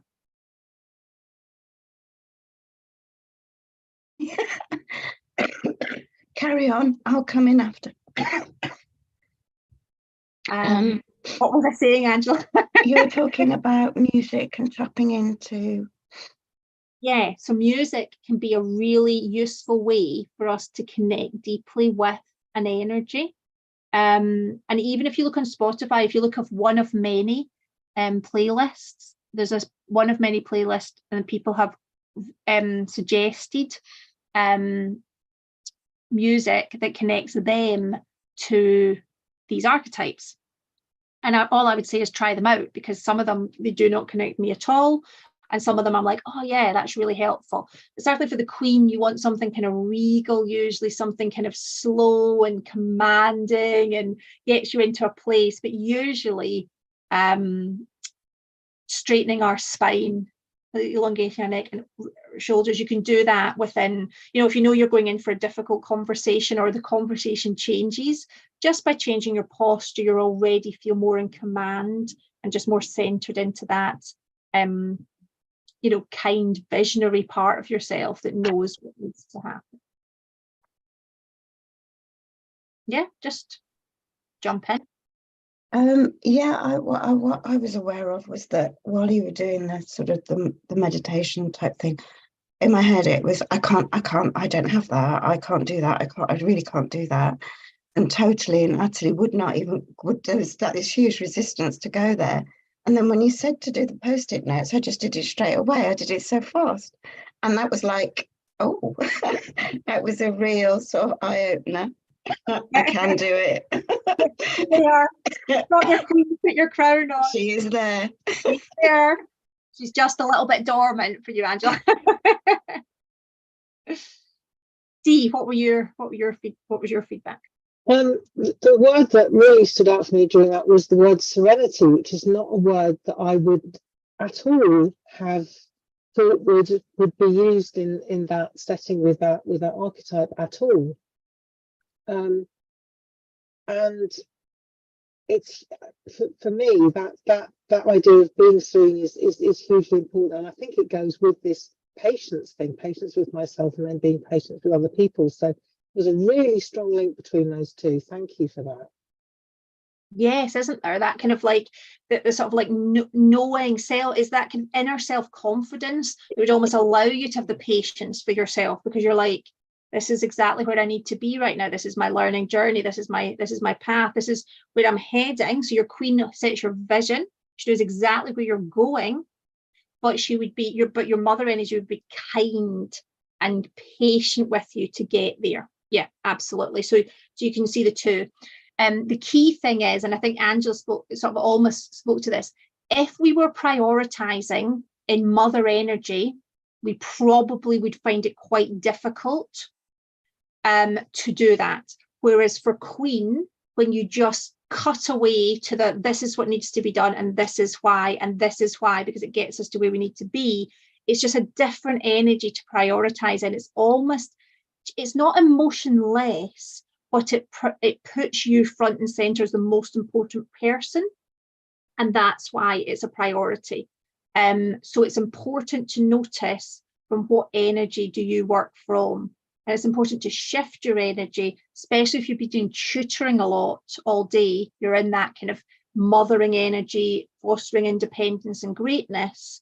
If you then shift into doing like an invoicing task or a prioritization task in that energy, you'll probably find it's not very successful because you're not in the correct energy for what needs to happen. So that was great.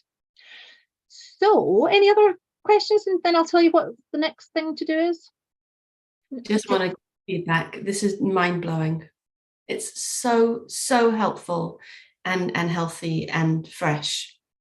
Great. I'm glad it's landing well. So you should now have 3 piles, A, B, C, maybe a D, which is kind of like, these don't really fit into those categories, okay? And then from your A's, you can then number them, again, prioritize them. What's 1A? What's A, what's A1, A2, A3? So have them kind of in a linear list. What's your B's? 1, 2, 3, 4, however many there is, and C's, okay? So that you've now prioritized, and now you're prioritizing within the priority, okay? And we're going to shift energies one more time for today. And what I really like to do is, if we'd had a bit longer, because I've obviously condensed this, and this is like, usually I do this as kind of 3-hour boot camp, not 3-day, my God, that'd be a bit much, 3-hour boot camp. So we have a lot more time. But what I would think is, we're going to meet your warrioress energy, which is your into action, powerful, youthful, energetic, get up and go. Okay, so the Queen sets the vision and understands the task, but your warrioress energy takes over. So what I would normally do is invite you to, we would share some music, but it tends to be, just to give you a bit of an idea, if you do have access to some music or something while we do the action lists, is usually it's music connected with your youth. So that piece of music that even though you're absolutely shattered at the end of a wedding and you're like, my feet will not, move another minute, and then they play that song and you're up out your chair, dancing on the dance floor like nobody's watching. That's the type of music that you want to connect with, that helps you get your warrioress going, okay? So if you want to, once we've done the meditation, play a little bit of music like that. It's the type of music that gets you beyond, it gets you from action into motivation, if you like. It kind of propels you forward, whether you like it or not. So maybe let that run in the background while I'm doing this. So your last energy that we're going to move into is your warrioress. She is your badass, get into action self. And if Angela's still listening, she is in there as well, Angela. She is within you, I promise. Okay.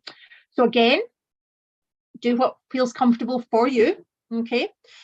Close your eyes, lower your gaze, sit or stand. Sometimes people like to stand to get that warrioress. Turn off your camera or keep it on, whatever you wish. And I just want you to gently close your eyes or lower your gaze. Get comfortable in your posture. Breathe in and breathe out. Just connecting with the support of the floor or the chair. And breathe in and out. And on your next breath, as you breathe in, I want you to connect with your youthful, energetic energy that is your warrioress. She is that part of you that takes courageous action, that unstoppable, agile, flexible part of you that is resilient, playful, fun, and independent. That when you're in this energy, you get so much done It's that raw energy that others so admire. From the warrior's energy, you feel nimble of body and mind. You can easily jump from task to task, not getting bogged down. You can see opportunity. You trust yourself, your gut instinct, and you act quickly. You lead from the front, shoulder to shoulder, sleeves rolled up, disciplined and focused. You always get it done. Notice the change in your stance, your tone, your senses when you're in warrior's energy. You're primed and ready for action. From this place, we shall tackle your A list, moving through your list with ease, but with fun as well. When you next open your eyes, allow yourself to take action towards your 1A on your list. Draft that email. Decide when you will have the conversation. Put it in your diary. Order the thing. Whatever it is, get into action. And just notice how easy it is to move through your list in warrior's energy. Perhaps there's some music that will deeply connect you with that fun, energetic, youthful self. By all means, play that in the background as you're working through your to-do list. Now, as we gently become aware of our surroundings and you notice yourself in the room wiggling your fingers and toes, I want you to gently open your eyes and see that 1A on your list. What could you do right here and now to take action towards completing this task? I want you to do that now. Take some action, channeling your warrior's energy. Do that now.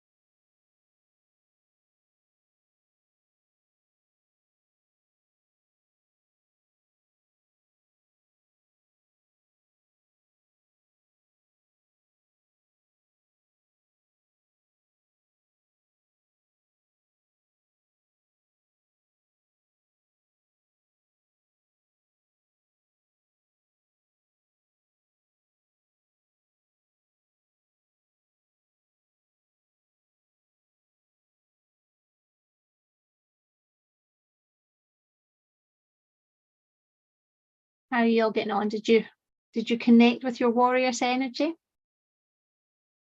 Dee saying yes. I like her. Angela, is she there for you? It felt a very comfortable place to be for me. Oh, so warrioress is your comfort. Yeah. Right. The mother energy is one that I can recognize. It was very challenging in my early life, but with life events over the last 10 years or so, and then very recently with my change of career and connecting with QT and love tutoring, that area has really come a long way. Great. And I'm wondering, with your commitment to your aerobic exercise, whether you almost feel that connection with warrioress on a daily basis now, because that's usually where she is, you know, at that kind of feisty part of you. You know, if you can do some aerobic exercise, she's usually there.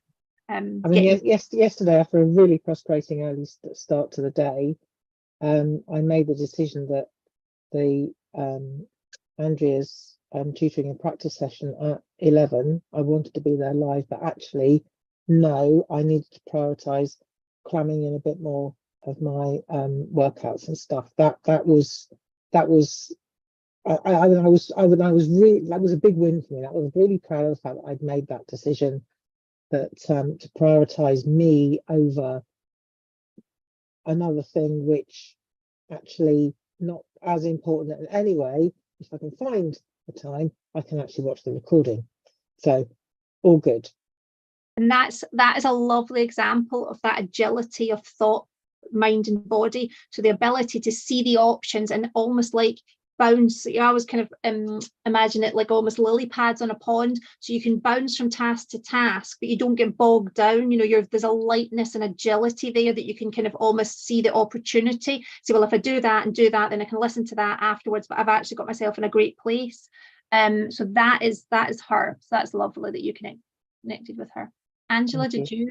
Yeah, I thought of the warrior pose in yoga, which is one of my favorites. And it also reminded me that it's probably been a year since I've actually done any yoga, which is absolutely, and so there's some action that needs to be taken. I think probably I'm going to get rid of what was number one on my list and maybe put that as number one on my list. Brilliant. After listening to everything, and I just realized today how much my own needs are I'm not addressing them in any way, shape or form. And so I think the warrior is saying, right, you know, that's where you're going. You know, forget the post-it notes. That's the first thing. So yeah, brilliant. Brilliant. Good for you. That's amazing. Anyone else want to share? For me, it's about the book. It's always about the book. I've got to get it finished and written. And it was the big post-it. Big post-it.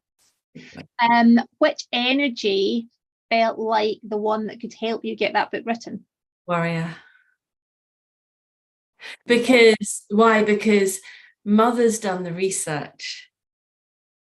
And you know, the Queen will represent it once it's out there, but I just need some ferocious warrior energy to make it happen now.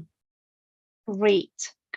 Exactly. The Queen can see the vision. She understands why it needs to be out in the world, what it will do, what the legacy. Queen's very legacy led. So what legacy you will leave. Absolutely. However, warriors will get it done. Right? Yeah. She's like a cheese cutter. She just goes right through it. I love that. It's so funny because I also noticed when you described her, when I said that I sort of precipitate chaos in my life, it's because I like to summon the warrior. I like to be in that mode, and sometimes a little bit of chaos brings her brings her in. Brings her out. Yeah, she loves it, doesn't it? Be right up in the yeah. You know, it's like one of those fight scenes, right, but everything's happening at the same time. That's sort of what life feels like sometimes. Yeah, sort of wrestling the puppy, but also writing a manuscript book. Brilliant. Yeah, why not? You got it. I sent you that photo of my kitchen last week, didn't I? Yeah. Were you going to say something, Jack?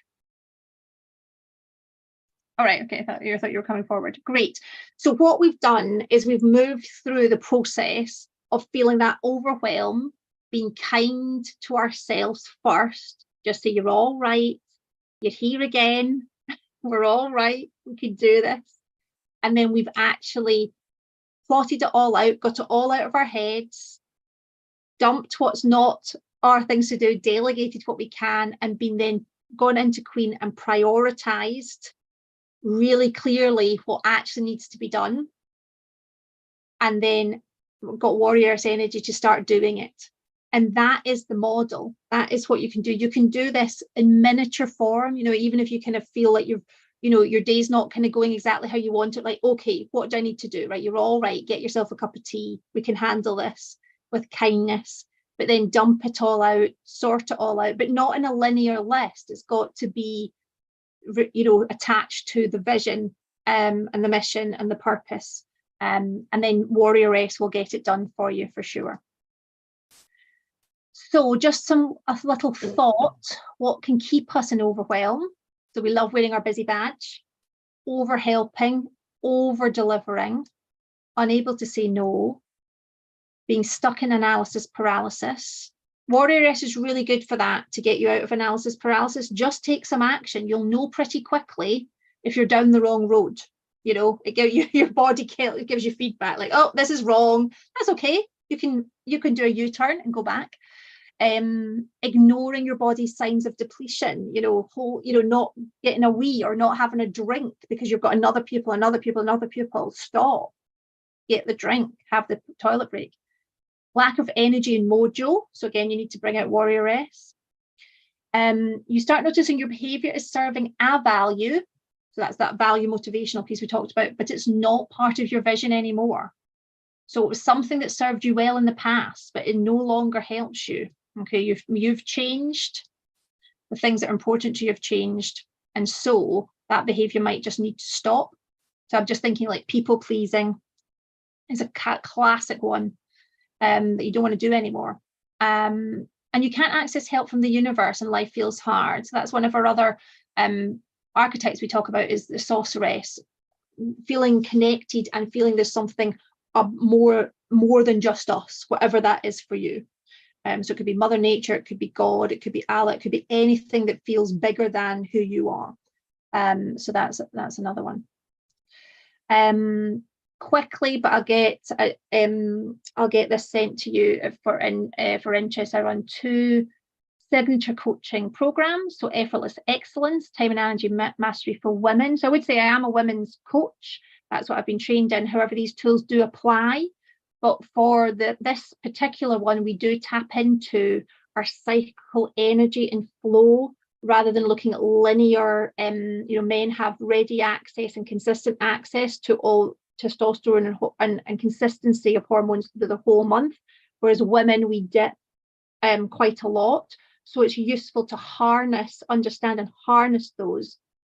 However, the other tools can be tweaked to help men as well as women. And I'm talking about masculine energy and feminine energy sometimes as well, which we have both of.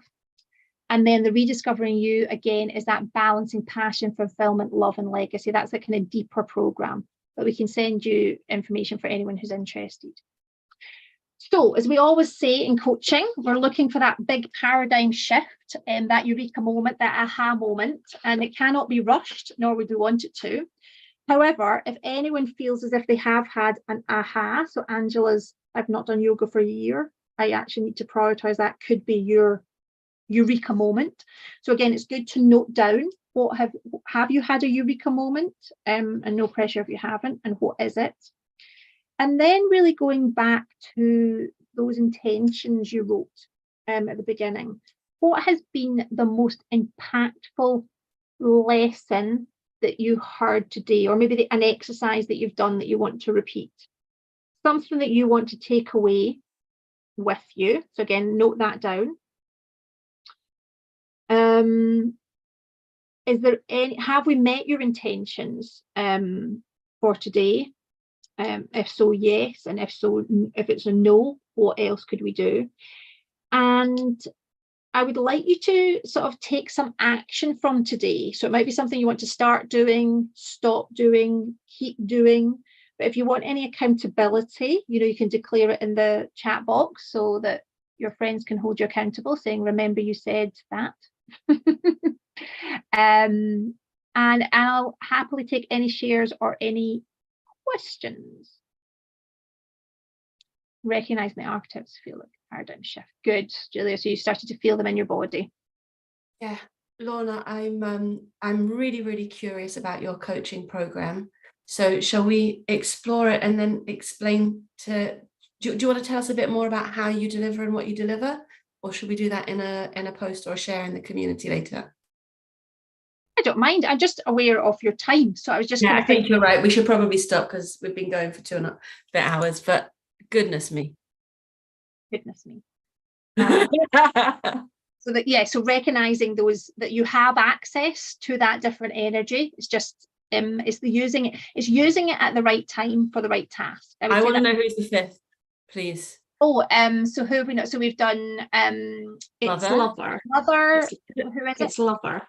Lover or creative. Jackie and I have an issue with lover because obviously with working with children and safeguarding, that would be like the worst word you could possibly use. So we tend to shorthand that in ourselves for creative. So it's that creative spark of like that kind of like, if you think lover is your access to your senses, your sensuality and your sexuality, but for it feels a bit when it's in the workplace. So it's really access to that creative part of you that will prioritize your self-care for sure, will look after yourself, but also loves connection with other people, loves to work with others, and feel that kind of loving sort of energy towards yourself and to others. So it's not just romantically, if that makes sense. Again, I'm so glad I asked. Yeah. So, and then sorceress, we've not touched on her. She's your miracles, magic and miracles person. So let me wrap up then, and thank you. I'm thoroughly loved up over here. All my archetypes are feeling ready and raring. And I definitely need some posters in my office of those, so that's really exciting. Hannah's just really generously put a link in the chat because if you can cope with more juicy goodness today, then we would love to invite you to join our Friends Art of Brilliance at their open session on is it wealth? Is it the mental wealth one, Hannah? So it is free webinar, one thing to take you from mental health to mental wealth, and it's half an hour with Dr. Andy Cope. Lorna's bopping, she's well up for it. If you've not heard the Art of Brill team yet, you absolutely must, because they are world-class presenters and this is a free event. So I am definitely going to be there, probably with a sandwich. And then I will be back here at 2:00, and I hope you will as well, to hear Jacqueline talk about actually, Jacqueline, give us a little snippet, please. Of course, right, just unmuting. So this afternoon, we're going to be looking at the kind of subconscious beliefs some of our children and ourselves may hold that is holding us back, and how we can, I love the way you said that, how people talk about growth and fixed mindset. So it's just having a fresh take on that. That's actually a reason that we're telling ourselves we can't do something and then believing it. So we can just shake those up and reframe how we think about things. I think there's going to be a lot of shaking. Shake, shake, shake. So, my lovely friends, Hannah, are you putting music on for us? Or are we closing this meeting so that we can go to Art of Brill? We are closing so I can go and have a walk with my dog. That is the number a priority that I have added into my life again. Yeah. We love and believe in you. See you guys at 2. I'm going to the Art of Brill. Well, I won't see you guys. Lorna. Oh. Thank you, Jacqueline. Thank you, Dee. Thanks, Angela. And thank you, Hannah. Bye, guys. Bye.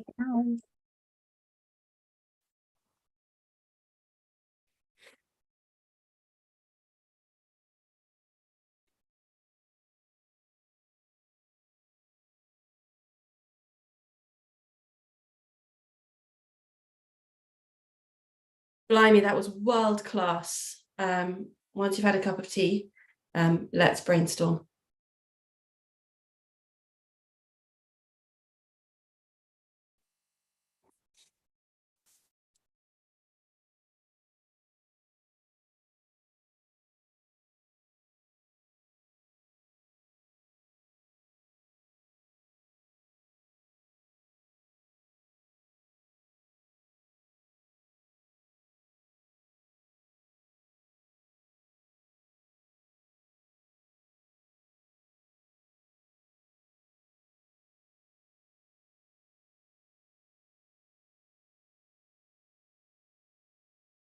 Hannah, have you posted the Art of Brill link in the community?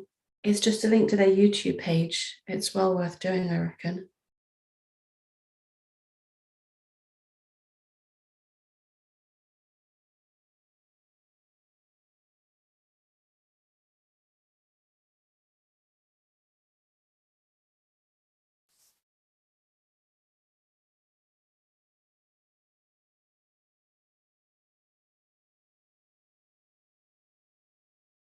Hi, did you leave? Did you go? No, just go. Thank you.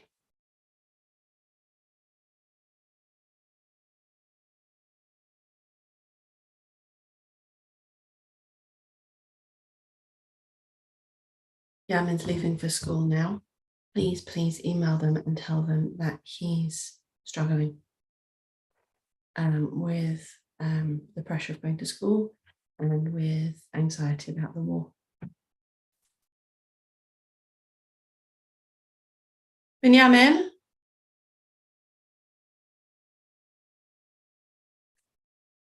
Benjamin, my darling?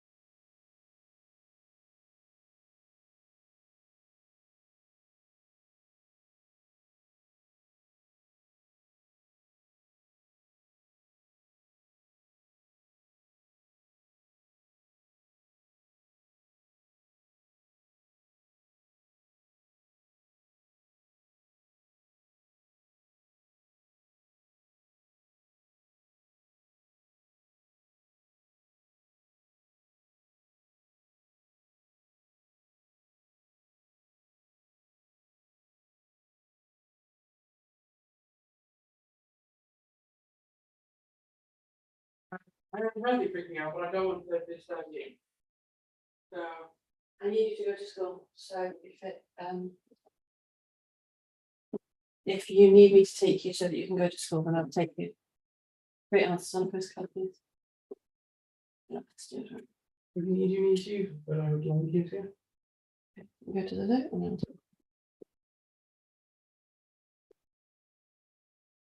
When I'm driving the Yemen, yes.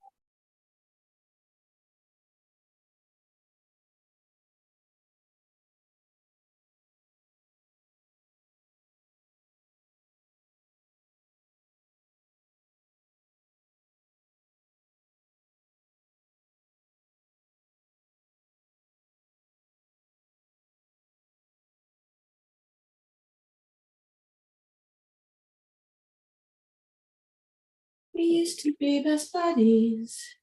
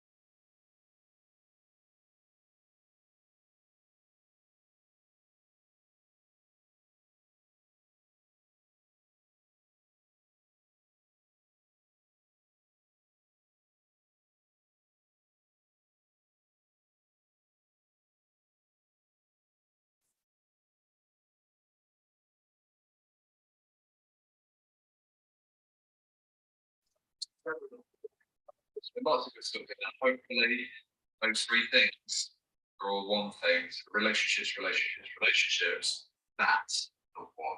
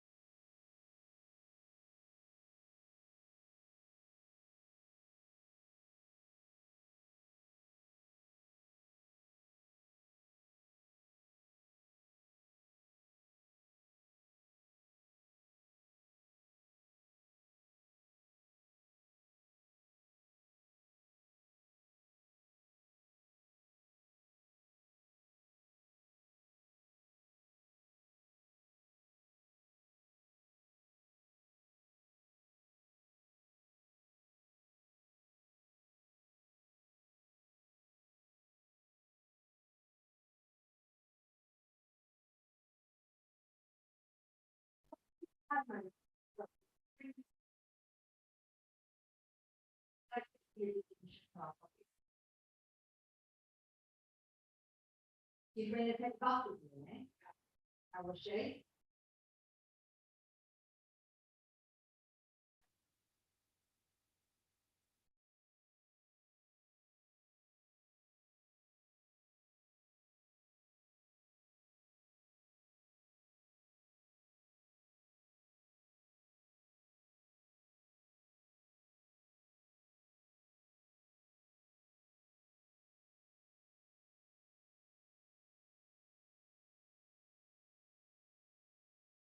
What? Nice.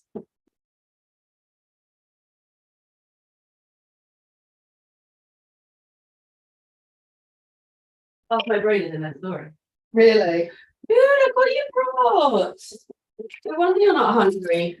I haven't had it. I have 2 pieces. No, I am hungry. You're gonna take? Yeah, I will do.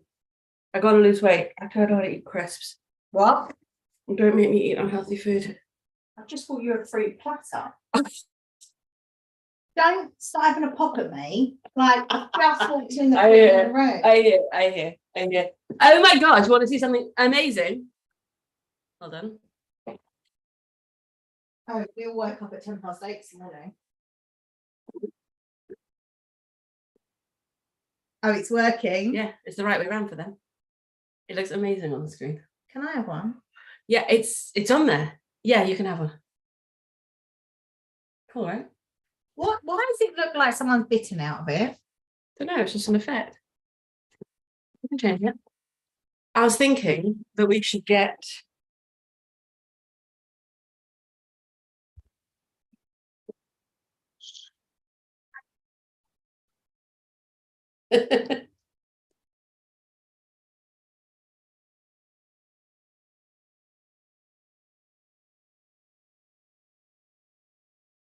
Yeah, what?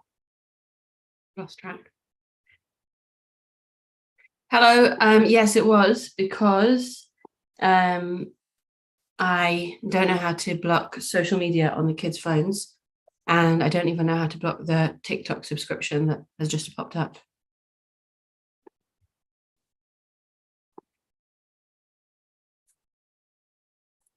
The presentation from the Madruchim on Mickey's program was so good yesterday. Yeah. Oh, yeah. Didn't you have a call with them last night? Yeah, 9 o'clock. It was so good, so trustworthy and serious and just like loving.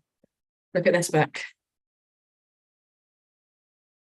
I've been using her material for years and years. I've just bought it so I can have the downloads. Just it's a picture book.